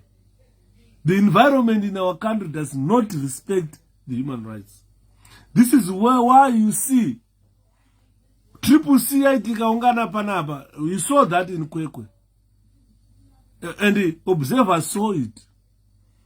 𝗍𝗵𝗶 will come with machetes and start killing people. Vanhu vakamira parari vari kuti vari kunzwa chamisa chiti ngaapinde ake mukomana ngaapinde. 𝗍𝗵𝗶 will image with machetes and start killing people. Police will fold their hands watching people being bludgeoned to death by 𝗍𝗵𝗶 thugs. Andiri murikuona. Aiwa, yakazvikanga ega 𝗍𝗵𝗶. Saka ndiri kutaura ndichiti human rights are very important. I know Chamisa is the incoming president of Zimbabwe. President Chamisa, I'm advising you, but whatever government you are going to set up, please respect human rights. If you set up your government and fail to respect human rights, you just be flushed down the toilet like 𝗍𝗵𝗶. 𝗍𝗵𝗶 is a political party which was flushed down the toilet by human rights. Failure to respect human rights. This is why you see 𝗍𝗵𝗶 today is failed to meaningfully run Zimbabwe. Nyika irano se tax shop. Respect human rights. And more. Especially my rights are more anonze equality ayayo. Dai makanzwa ndakaseka hangu. Anonze anoyachitaura uyu wesadhako.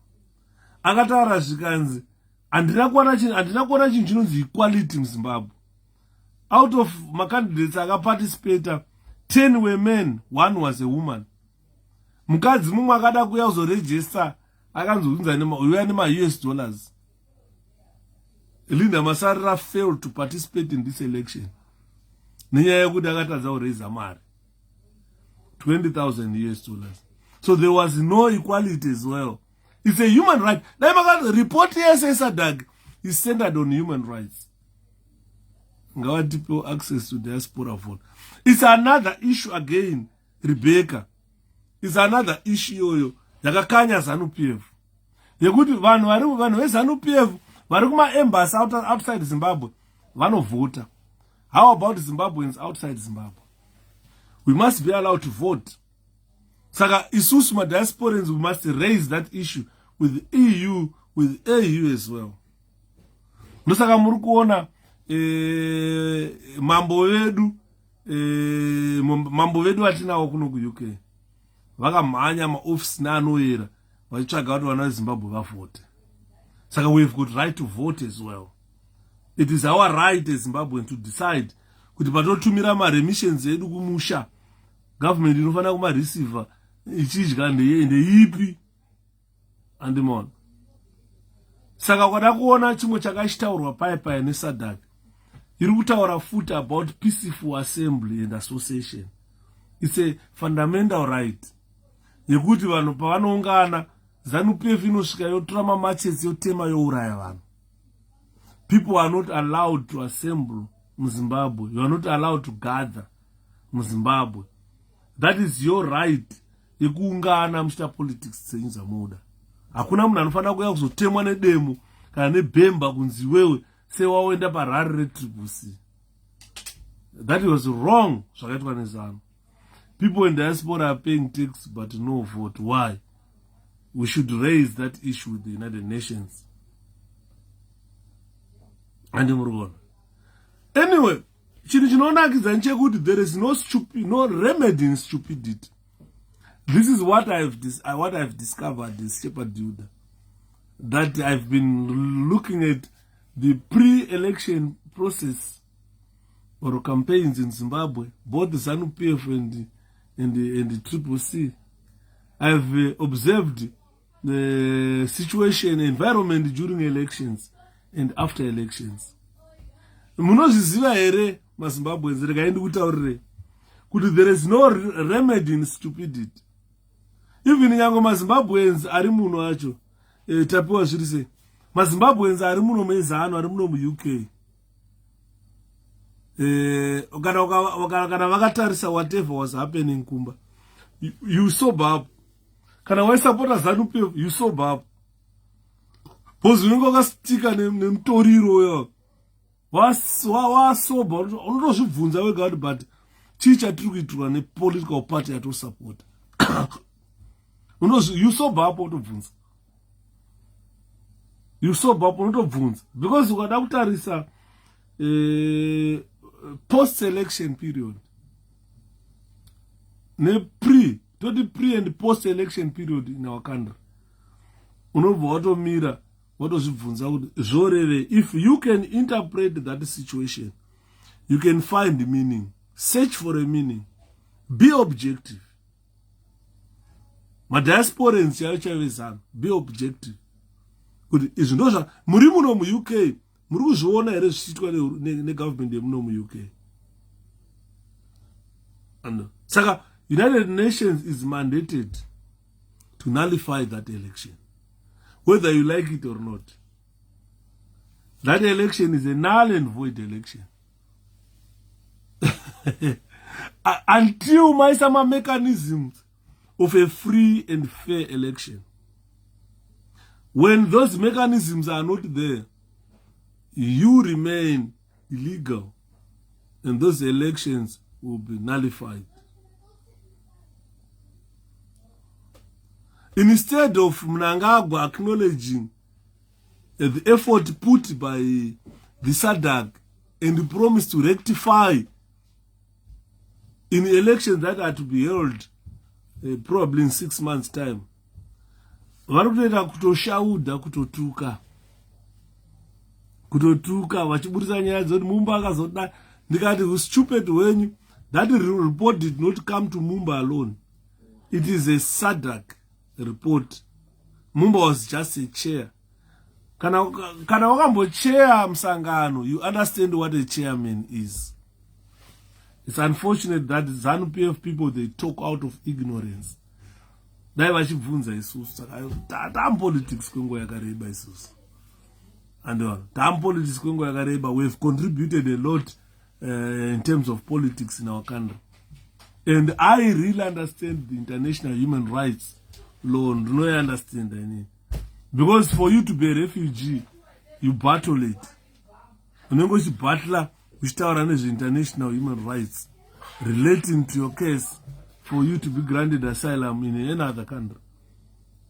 Saka pane nyaya ipapo. Pane nyaya.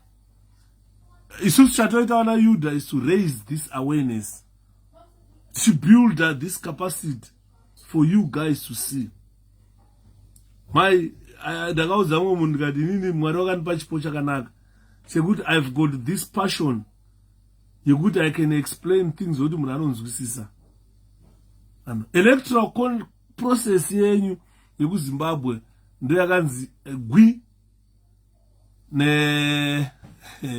neSADC. Zvakatadzwa neZEC zviri pachena, and you were told kuti maopposition yakatipewo voters roll mukaramba, ikatipewo ningirikini mukaramba, musi wokuvhota chaiwo ballot paper rinopindwa pamasasa kuti risvike pakambuzuma paipa, it's less than 20 minutes kubva pamasasa kusvika pakambuzuma, it's less than 20 minutes. But ballot paper kuti ribve pamasasa paFidelis printers risvike pakambuzuma rakatora 9 hours. Vanhu vakamukana 4 vachida kunovhota. 4, 5, 6, 7, 8, 9, 10, 11, 12, 1, 2, 10 hours. 3, 4, 5, 6, 7, 8 o'clock. 16 hours. kuti ballot paper ribve pamasasa risvike pakambuzuma. It took 16 hours. That ballot paper just took 3 hours kusvika kumuzarabani. By 6 o'clock, the ballot paper ranga rako kumuzarabani. 7 o'clock, polling station, 7 a.m. polling station yanga yatovhura, vanhu vakutovhota. Kusvika 12 o'clock vanhu vapedza kuvhota kumaruzevha. muharare ballot paper rakatora 16 hours kubva pamasasa pafidelity pamasasa paya kunobuda paGlenview. It took 16 hours. Saka zvikanzi rerun in 6 months tinenge tichitongwa nemasoja here. So far a blessing. Zimbabwe haina government. Kana panzi 6 months idzodzo panenge pakuda a transitional government that will oversee preparation of fresh elections. Do you know vakasira chikoro panzira vachitoenda kuhondo? Hanzi Yuda, do you know madhara rakatuka sadhaki ndo vai vakasira chikoro vachitoenda kuhondo? Problem yavo ndeyekuti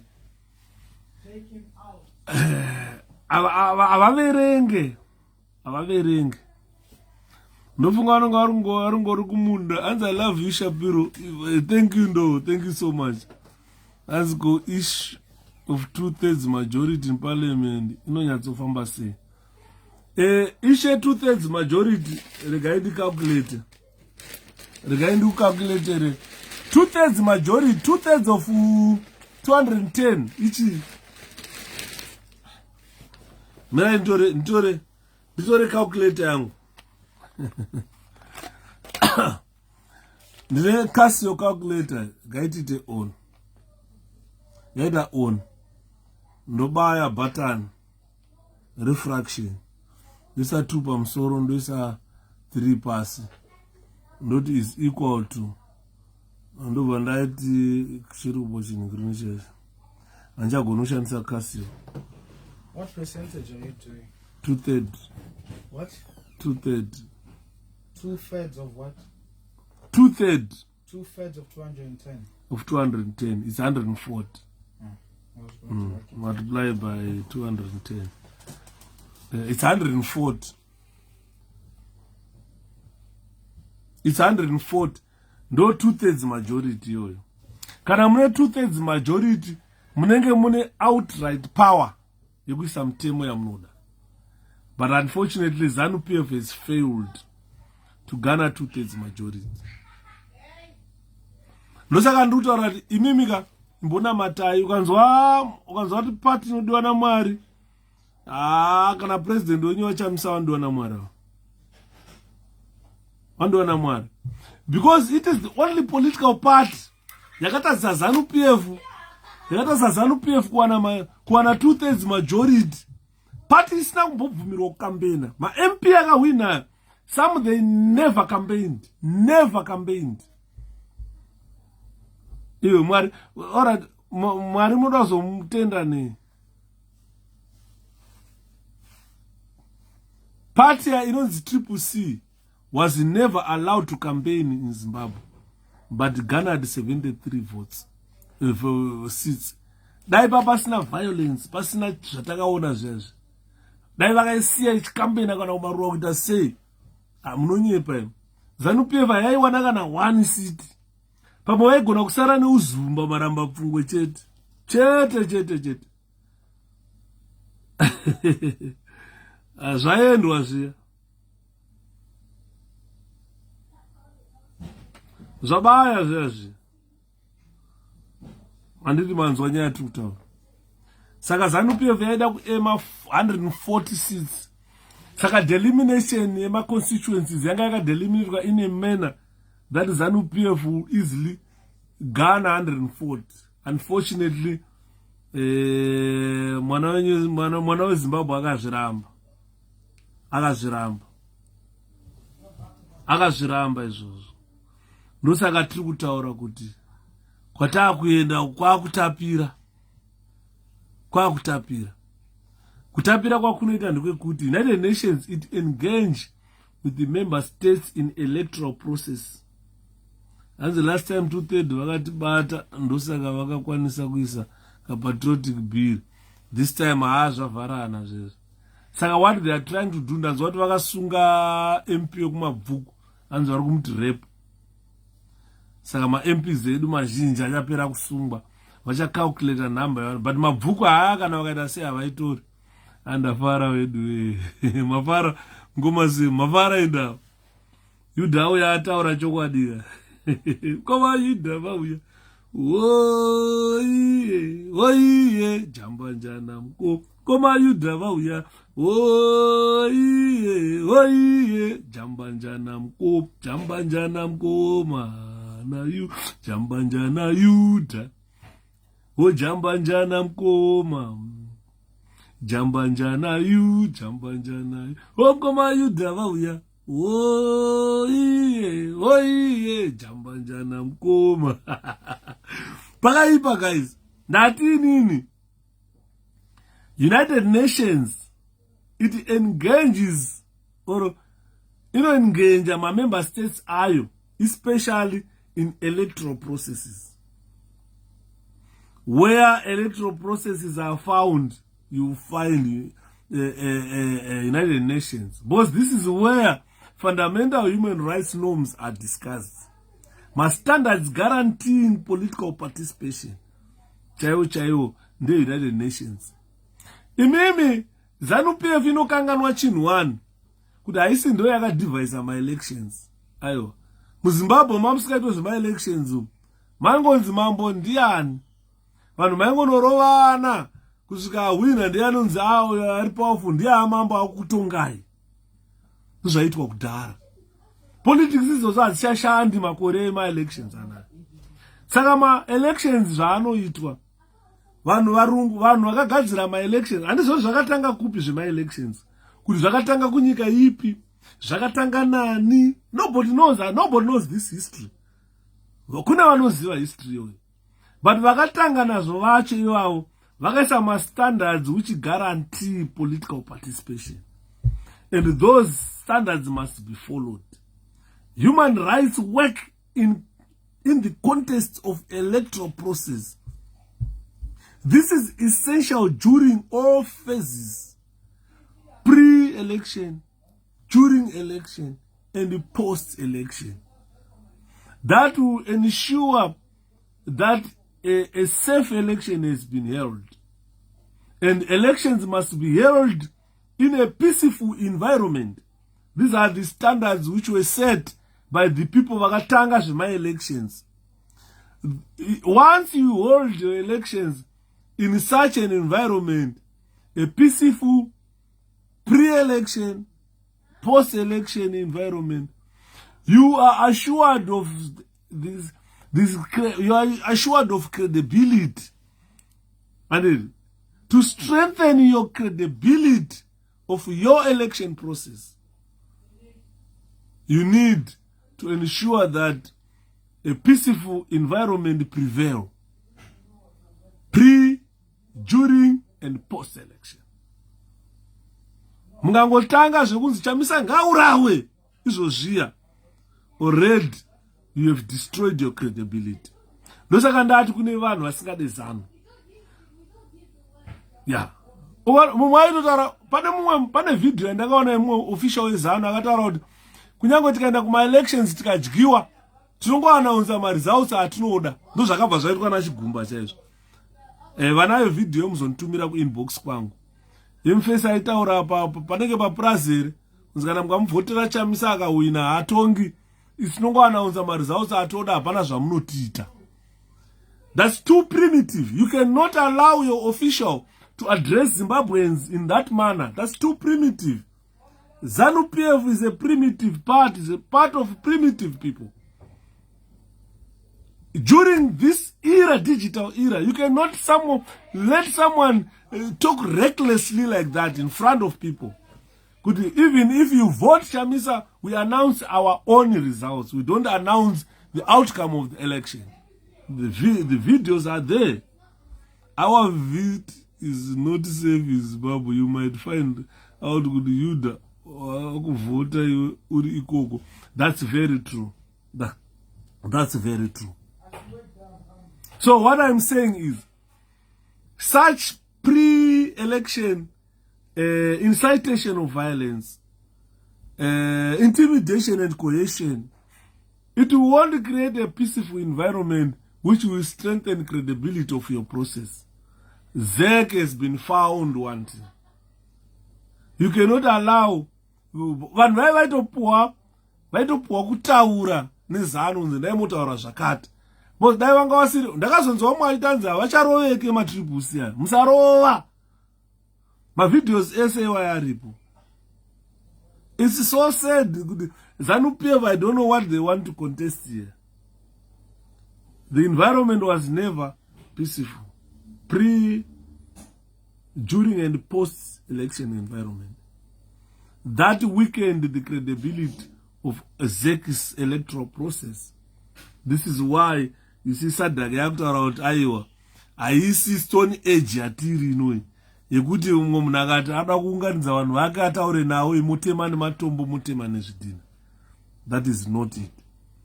While elections themselves, they provide people with opportunities to freely express their will and exercise the civil and the political rights. This is why people participate in politics. You want to enjoy your civil rights. You want to enjoy your political rights. Especially the right to participate in public affairs. Because munhu ochavhotera kana ari MP achano kurepresenta court. These events, ladies and gentlemen, they exacerbate existing tensions and the risk of human rights violations and abuses.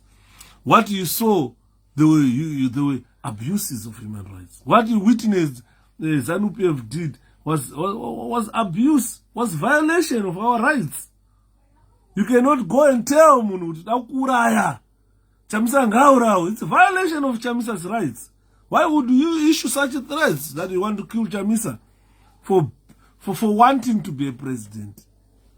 You can tell on Chigumba body language. No, that woman is a criminal. Well, ndakaona zvimbi zvake anenge jongwe repamusha. Makamboona here kumamisha kwatakabva. Sikwedu taive naro jongwe iroro. Right rikarova sheshe so. Sheshe yaikandira mazai kana 20 ka1. Jongwe iroro. Takarichengeta tikatira jongwe remusha. Kusvika raneta rakuti rikarova sheshe so radona negosi kuti dhiro mbonyarara kuti zii. Kusvika sekuru vazoti rakura ngarichidyiwa. Musi watakariuraya jongwe iroro hapana akadya bhonzo. Indofarira kutsenga mabhonzo ekukuka. Musi iwoyo hauritsenge bhonzo, haritsengeke. Ndofunga jongwe iroro ranga ratokura kana kusvika kuma 10 years chariri pamusha. Richikandirisa chete. Rakapesera rakurova vanhu. Vaenza richimhanya ikoko richinomara vanhu. Imbwa idzi dzairohwa kuchema imbwa. Ando zvimbi izvo zvandakaona pajongwe redu iroro ndakazviona zvichimera pana Chigumba. Kana mai avari kumera zvimba ngwarire. Andiri mona. Saka nyaya yati kutaura panapa.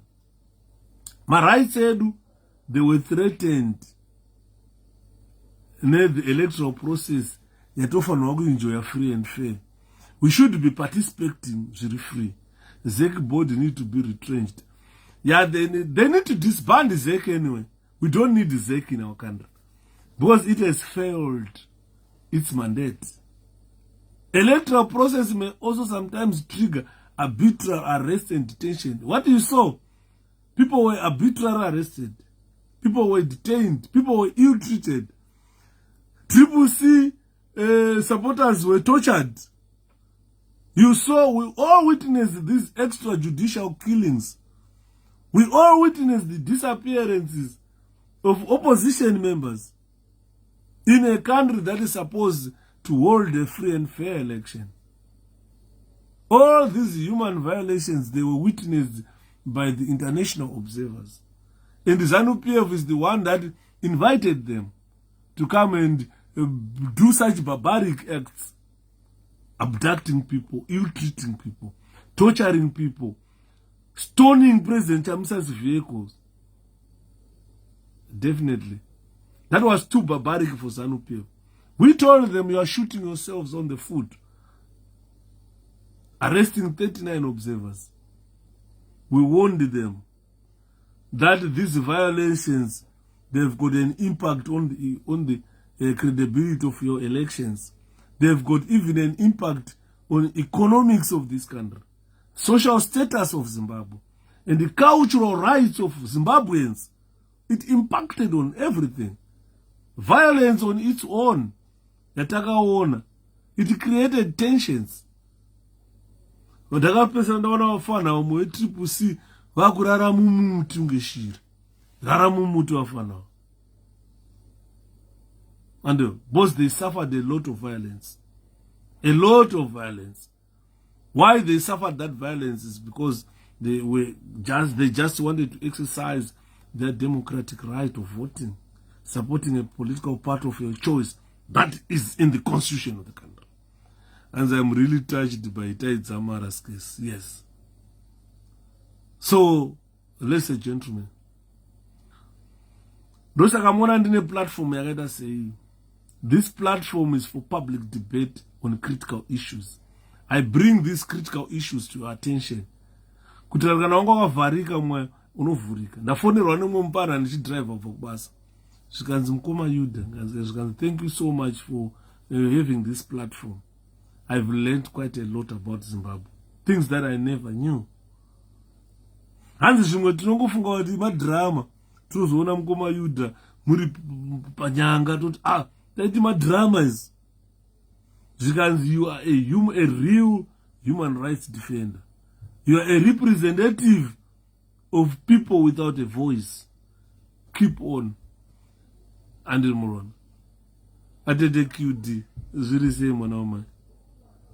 Saka nyaya yatiri kutaura panapa guys. Inyaya yekuti imimi munofana kuunderstand. Vanga vachifunga kuti hapabudike pai. Vamwe they had ruled President Nelson Chamisa. Ndanzwa amai vai. Tatelicious akumuti chiko amai. Bozi akachuza kuti amai. It's not a very easy decision kaya. Yekuchuza kuti amai wanga uri murume, wochuza kuti amai. Not a very easy decision. A decision inouya with the crucial consideration. Wagara pasi wafunga kuti ndauda kuti amai. Unoita amai. Imagine. Apa unenge wakazvarisa mukadzi une vana vanokuti baba. Wozoona baba wako wakarembedza bhubhu. Ndakunzi mai. Sometimes anotaura zvimwe zvine sense akada kutaura Tatelicious. But kazhinji kacho anorasika. As a brother, I really respect your effort on this platform. Thank you, Precise. Unorasika Tatelicious. Kana usina nyaya dzekutaura zvanga akuita zvezvo kuswera vachingotukana nana maititi nana keti ndozvaangadai achitongoita zvezvo. Bozi ndakaona kuti mazimba tine maZimbabweans marombe ekuti ndikatanga kuti chemukuti chako nichituka panapa ndawana 1000. But kana titaure zvinhu zvekuti vana vavo vave nefuture yenyika vagutewo mangwana vave vana vanoverengwa globally tisangorarama nefood aid. Unoona tine 200 people viewing here. And all. Saka zvinhu zvakaipa izvozvo zvekuti when Zimbabweans are facing critical issues, moda kuya nezvimadrama zvikwana maititi mwakutaura Chamisa. Respect Chamisa. Ndikada kutarisa kuti Tatelicious achiri kunzi Christopher. I think he's probably twice older than President Chamisa. But he never did anything tangible for the politics of Zimbabwe. Andrugona. Akasarudza zvekufamba vachiita chihure vachiita zvavanoita izvi vachidya nazvo. Isusu hatina kusarudza. Hapana hazvina kuti togona tozvitadza. Ndikada kuti pamukadzi nhasi ndogona kunochekwa ndoti pamukadzi. But that bring freedom to a country. What we are fighting for is to free Zimbabwe. Toda kuti vana vamangwana vaone upenyu hwakanaka. Vana vedu vagare upenyu hwakanaka mangwana. Pane upenyu rugarwa nevana vekuZimbabwe. Ukaenda kuZimbabwe you can tell munhu ari kuepwethu asina bhutsi yekupfeka asina pendi. Ndakambogara nemwe blazi. Akutarira ndaudza imwe nyaya so pachikurubi training depot pa taishaya Zimba, taishaya 2 families mu1 married quarter, maigara room imomo. Saka pane mwe blazi mwe ndakashanda naye parimandi kudhara ainzi Moyo, akari mutsvuku so blazi ainwa doro ye inini ndasikanyatsoziva zita rake, ndaikomuti 𝗏𝗲𝗁, ainzi 𝗏𝗲𝗁, angari mudhevele aiti kana adhakwa anozi achiti 𝗏𝗏𝗁, ainzi Moyo mutsvuku so makajera vanomuziva mufesi wandokutaura. Usapedze nguva naTaTeLicious. No, iye ndiye ari kupedza nguva yekuataka president wedu. Ngaambotimirira. Tiri crucial moment. We are at a crucial moment that will make millions of Zimbabweans survive once Chamisa assume his presidency. Saka hatisoda munhu anoswera kutaura zvekunochekesa blambi zvezve. Toda varume ngavamira. Kusarudza kuita mukadzi kuyaka kutoziva kuti burden yekuita murume yakaipa. Yekuita murume yakaipa. You have to stand like a man. Vamwe varume vari kutiza kuita vakadzi, kutya kuita varume. Saka kana pane murume amira, rega amire aite murume. Kwete kuti iwe wakatiza kuita murume wada kuita mukadzi, wada kuuya kuzoita murume futi, haukwane ipapo. Call for president, thanks everybody. As I've been all right. Saka muri kuona nyaya tiri kutaura. Mufesi ainzi 𝗏𝗏𝗁 uya ainzi Moyo. Nobva akusheswa nemwe zimpana rimwe rakajaindi rakarizi hombe zimpana iroro. Vanhu vairi kuata sere kunze kwangu. Rainzi Kumirai, and he was a friend of mine as well. Rakarizi jaindi. Raiti kana richifamba so raifamba richaiso Kumirai. Hausunde. Yuda. Chef. Rakara chef wangu ndakurisa ruta. Rane 2 stars. Richifamba richikanyaira zo. Yuda. Uraite rishamwari yangu. Andiri right chef muri. Kumirai. Akasvika vakugeza kuseni. Akugeza idanda kubasa. Saka Kumirai akabuda akanopinda mutoilet. Ndobva ona makayanikwa bhurugwa ramai Moyo.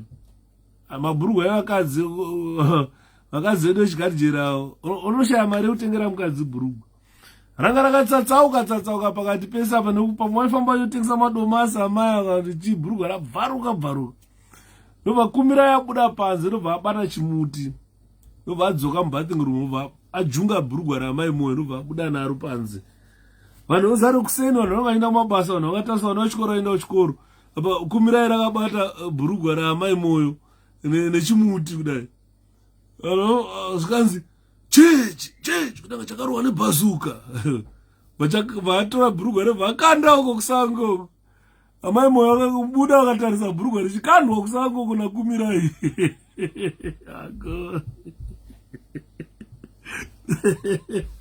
Aiwa indokudzai magenuine stories.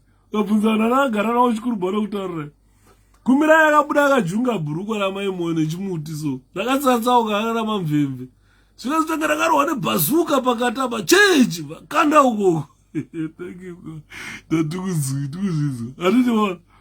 Saka kana wafunga kuti murume ita murume. Apa pakuda varume.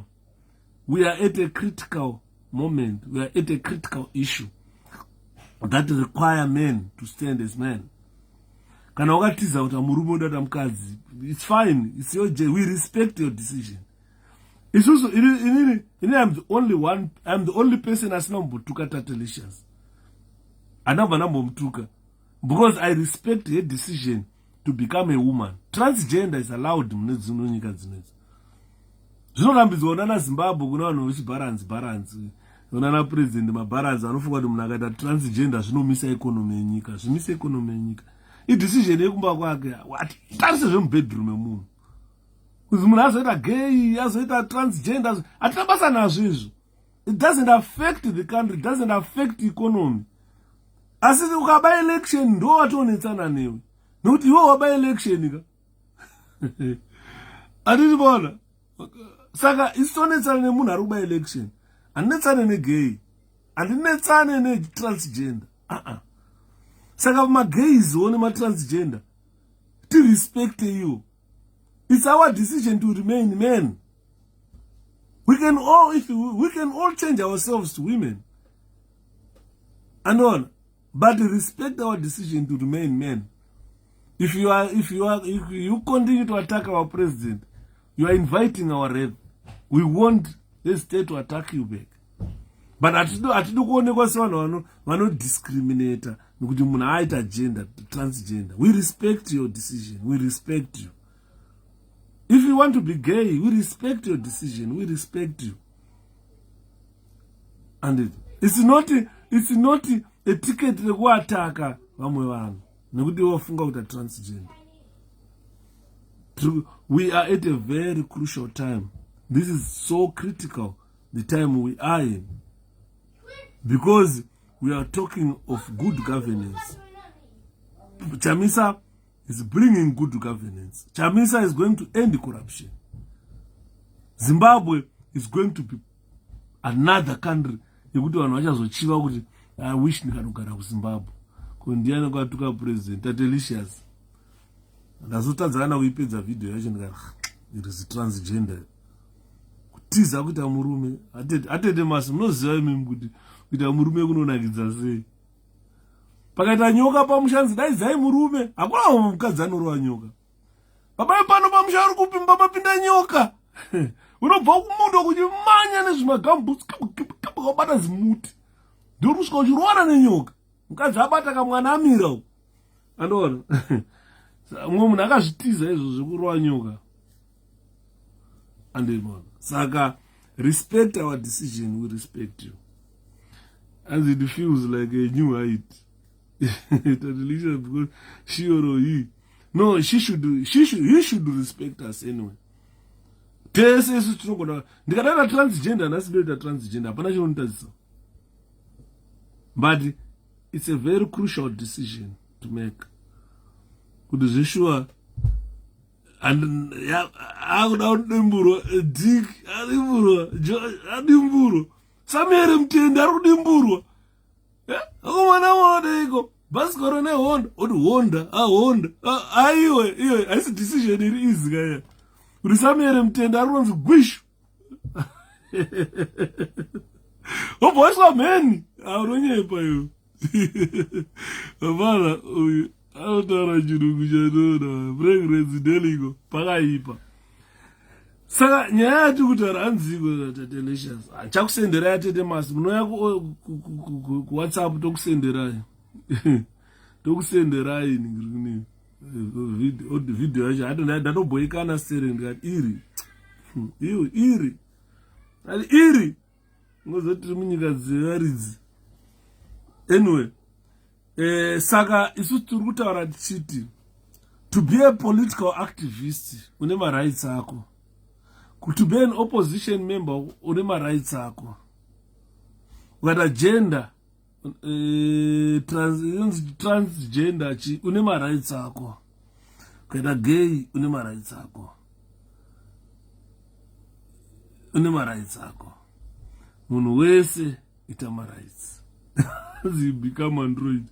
Enjoy my rights ako. We don't want to victimize other people. We don't want to discriminate other people. Anonyanza ndikutaura. Because iri kutoona 𝗙𝗲𝗁𝗁 iyoyo gender violence yari kuita iyayo. You are discriminating against us. Simbosiyana nesu. Wakasarudza kuti mukadzi une advantages aunda kutora mukadzi. And young people vakakuona iwewe kana waita transgender ita zvekuti young people vakakuona vachive. Because vana tine problem yotinosvika pacritical stage yekuti noda kukopa upenyu hwanhingi. Mukoma ida so pasadak are we going to survive? And airamba iyoyo question iyoyo. You have already survived. Guys, muda kusurvive kangani? Embotarirai mukoma precise. What do you mean by surviving? Already you have survived. But Sadak has refused to endorse the election. observers, my organization, they've refused to endorse the election. Ana asaina. You have already survived. And chikunetsa nje kuti Priscilla Chigumba anozoti Mnangagwa is duly elected. Pasina kana ma signature ema observers kana chi. My is a criminal. I know what you mean. I know what you mean. I know what you mean. Saka, human rights, guys.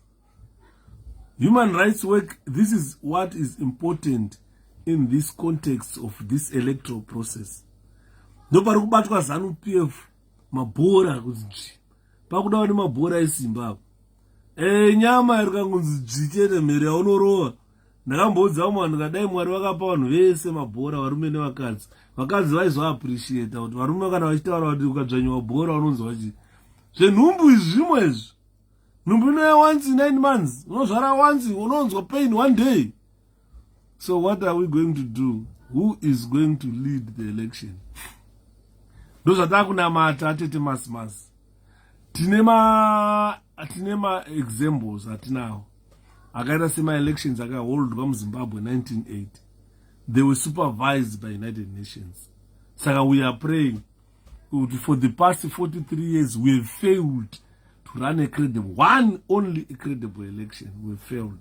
All our elections ane violence, ane kuuraiwa, ane kuabductwa, kupisirwa misha, kuita sei. Saka we are praying that SADC, United Nations, EU and so forth, they must send a delegation to come and prepare a fresh election minus ZEC. What is the main reason for this delegation in Mkomayuda?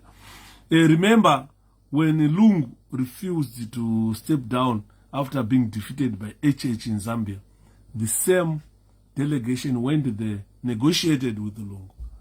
So I'm thinking when they come, they are going to highlight to Mnangagwa that, look, all organizations can't be wrong. EU wrong. SADC wrong. United Nations wrong. You are the only right person. Can you see? So I think they are going to persuade them. Would you maybe be bystanders also prepare another pool for you in 6 months' time? For the time being, you're going to a transition government. What if ZANU-PF rejects everything that SADC will offer? They will be isolated. They will be isolated. You will no longer be SADC member. Because you should abide by the rules of a group of joiner. Ukaenda university, you abide by the rules of university. Ukaplagiarize, wakakuti waplagiarize, wakati hanchadi, ndokuzvinyorera, ndokupoverenga, ndoita degree rangu ndega, hazvibude. Hanzi Mwari pindirai.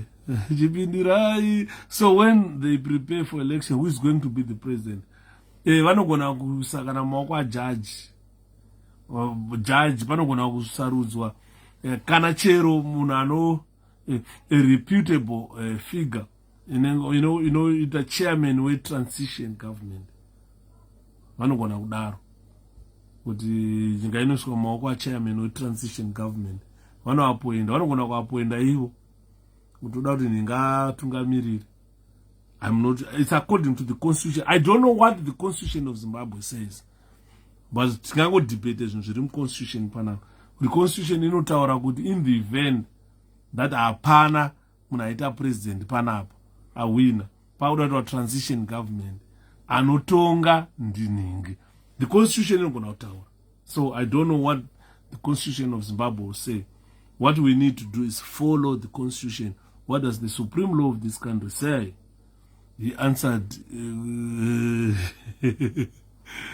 VP, apasina VP precise, apasina VP. Zimbabwe is not government at the moment. The government has been dissolved. Parliament has been dissolved. Saka apana vice president at the moment. Apana. I think they will put VP.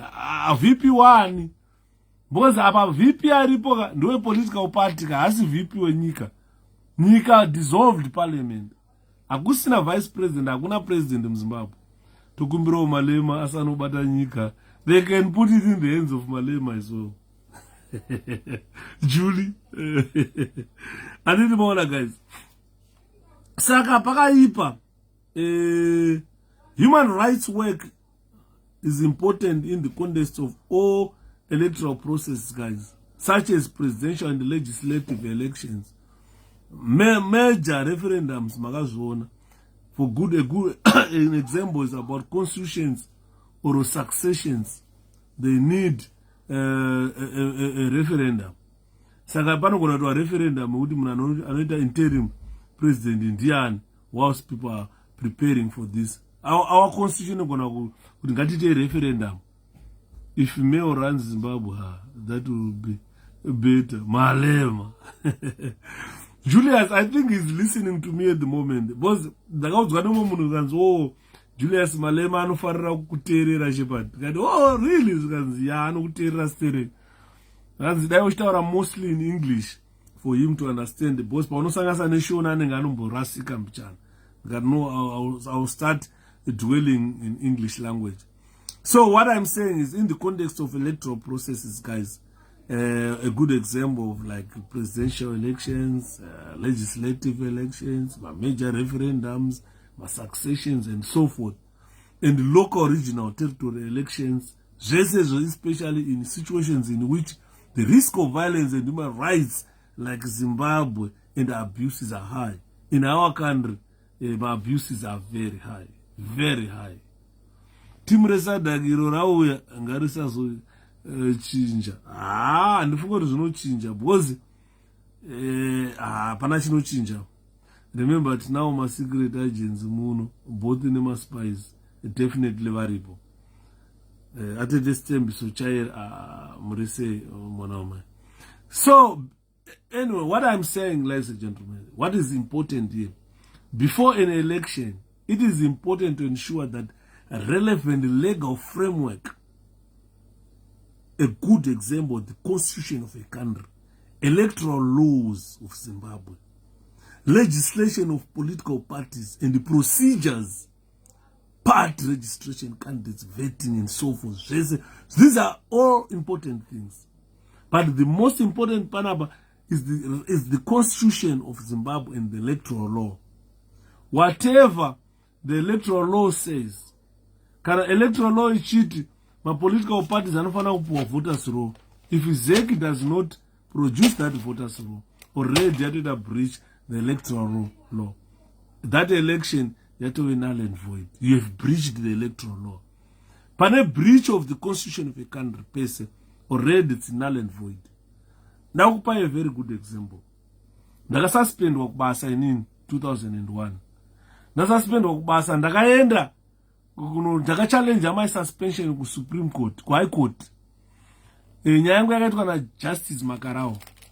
Justice Makarao nobva ataura akati problem ine prison service havasi kuziva kuti ivo vanoshandisa Prison Act. Prison Act is not a constitution of a country. If you go constitution enyika inotaura kuti every Zimbabwean ane right to participate in politics. But the Prison Act ikati you are not allowed to participate in politics. That means the Prison Act is breaching the my rights angu, my fundamental rights angu is guaranteed by the constitution of a country. So what will happen then is the constitution is supreme. You cannot amend the constitution to suit the Prison Act. No. So Prison Act should be amended according to the constitution. Could it suit what the constitution says? Participate in politics. That is not true. That is not true. Because constitution in Nika allows every Zimbabwean to participate in politics. You've got right to participate in politics, right to assemble, right to freedom of teaching. But when those rights are infringed by an act, you gotta say Prison Act, what do you need to do? You sit down and align Prison Act with the constitution. Because in I had the right to participate in politics according to the supreme law of the country. Saka where ZEC payakaita kutyora mitemo the supreme law of the country, automatically the results will become null and void. because ZEC has failed to honor the constitution of a country. Nobody hope yenyu ipapo. Even malava chaicha akwaso paita 10 down. Akwaso paita 10 down. Constitution and electoral law. When ZEC breaches the constitution, then the results are null and void. Esema results acho, ma parliamentary acho, anenga produced in this manner, they become null and void. No, but I would go out kana takuenda ku re-election kanzi rerun my elections ese. Madouble candidates aya achasainirwa nani. Madouble candidates aya ZEC failed. It really failed. It really failed. It really failed. Saka tikutaura chiti in accordance to the mandate of ZEC yakatadza basa rayo. Zimbabwe Electoral Commission failed to promote and protect my rights evanhu vemuzimbabwe vaivhota. Instead yakatobvisa vanhu kuti vasavhota. Vanhu vangasichaone mazita avo. Delimitation vanhu vachidzingwa maconstitutions no ZEC chigumba asadaro so. Kuti unotadza kuziva kuti basa sebasa kuti kuapoenda vanhu vasingazive zvavanoita here kana toti chigumba azive zvavanoita here. I don't know. I don't know, guys. Saka tikutaura regai ndozokondinya mangwana. I think 11:06 ndimbono zvikambichana ndigezi ndizorora. Regai ndikondinya mangwana. So we are having a party 2 tomorrow of this presentation. Remind me tomorrow ndimukoma yuda makati party 2 of this presentation kuti zvigotyisa naye. Dhiriho rairo vanogara mudhiriho rarembanje nogara mudhiriho ravakomana. Hakuna command voting. I know Chigumba is a criminal, that one. Dhiriho rarembanje vanogara mudhiriho vakomana vanogara mudhiriho rarembanje gara mudhiriho musatambe navo vanogara mudhiriho rarembanje nogara mudhiriho ravakomana. Asaka Kamala ari safe here. Very safe. Keep well you that.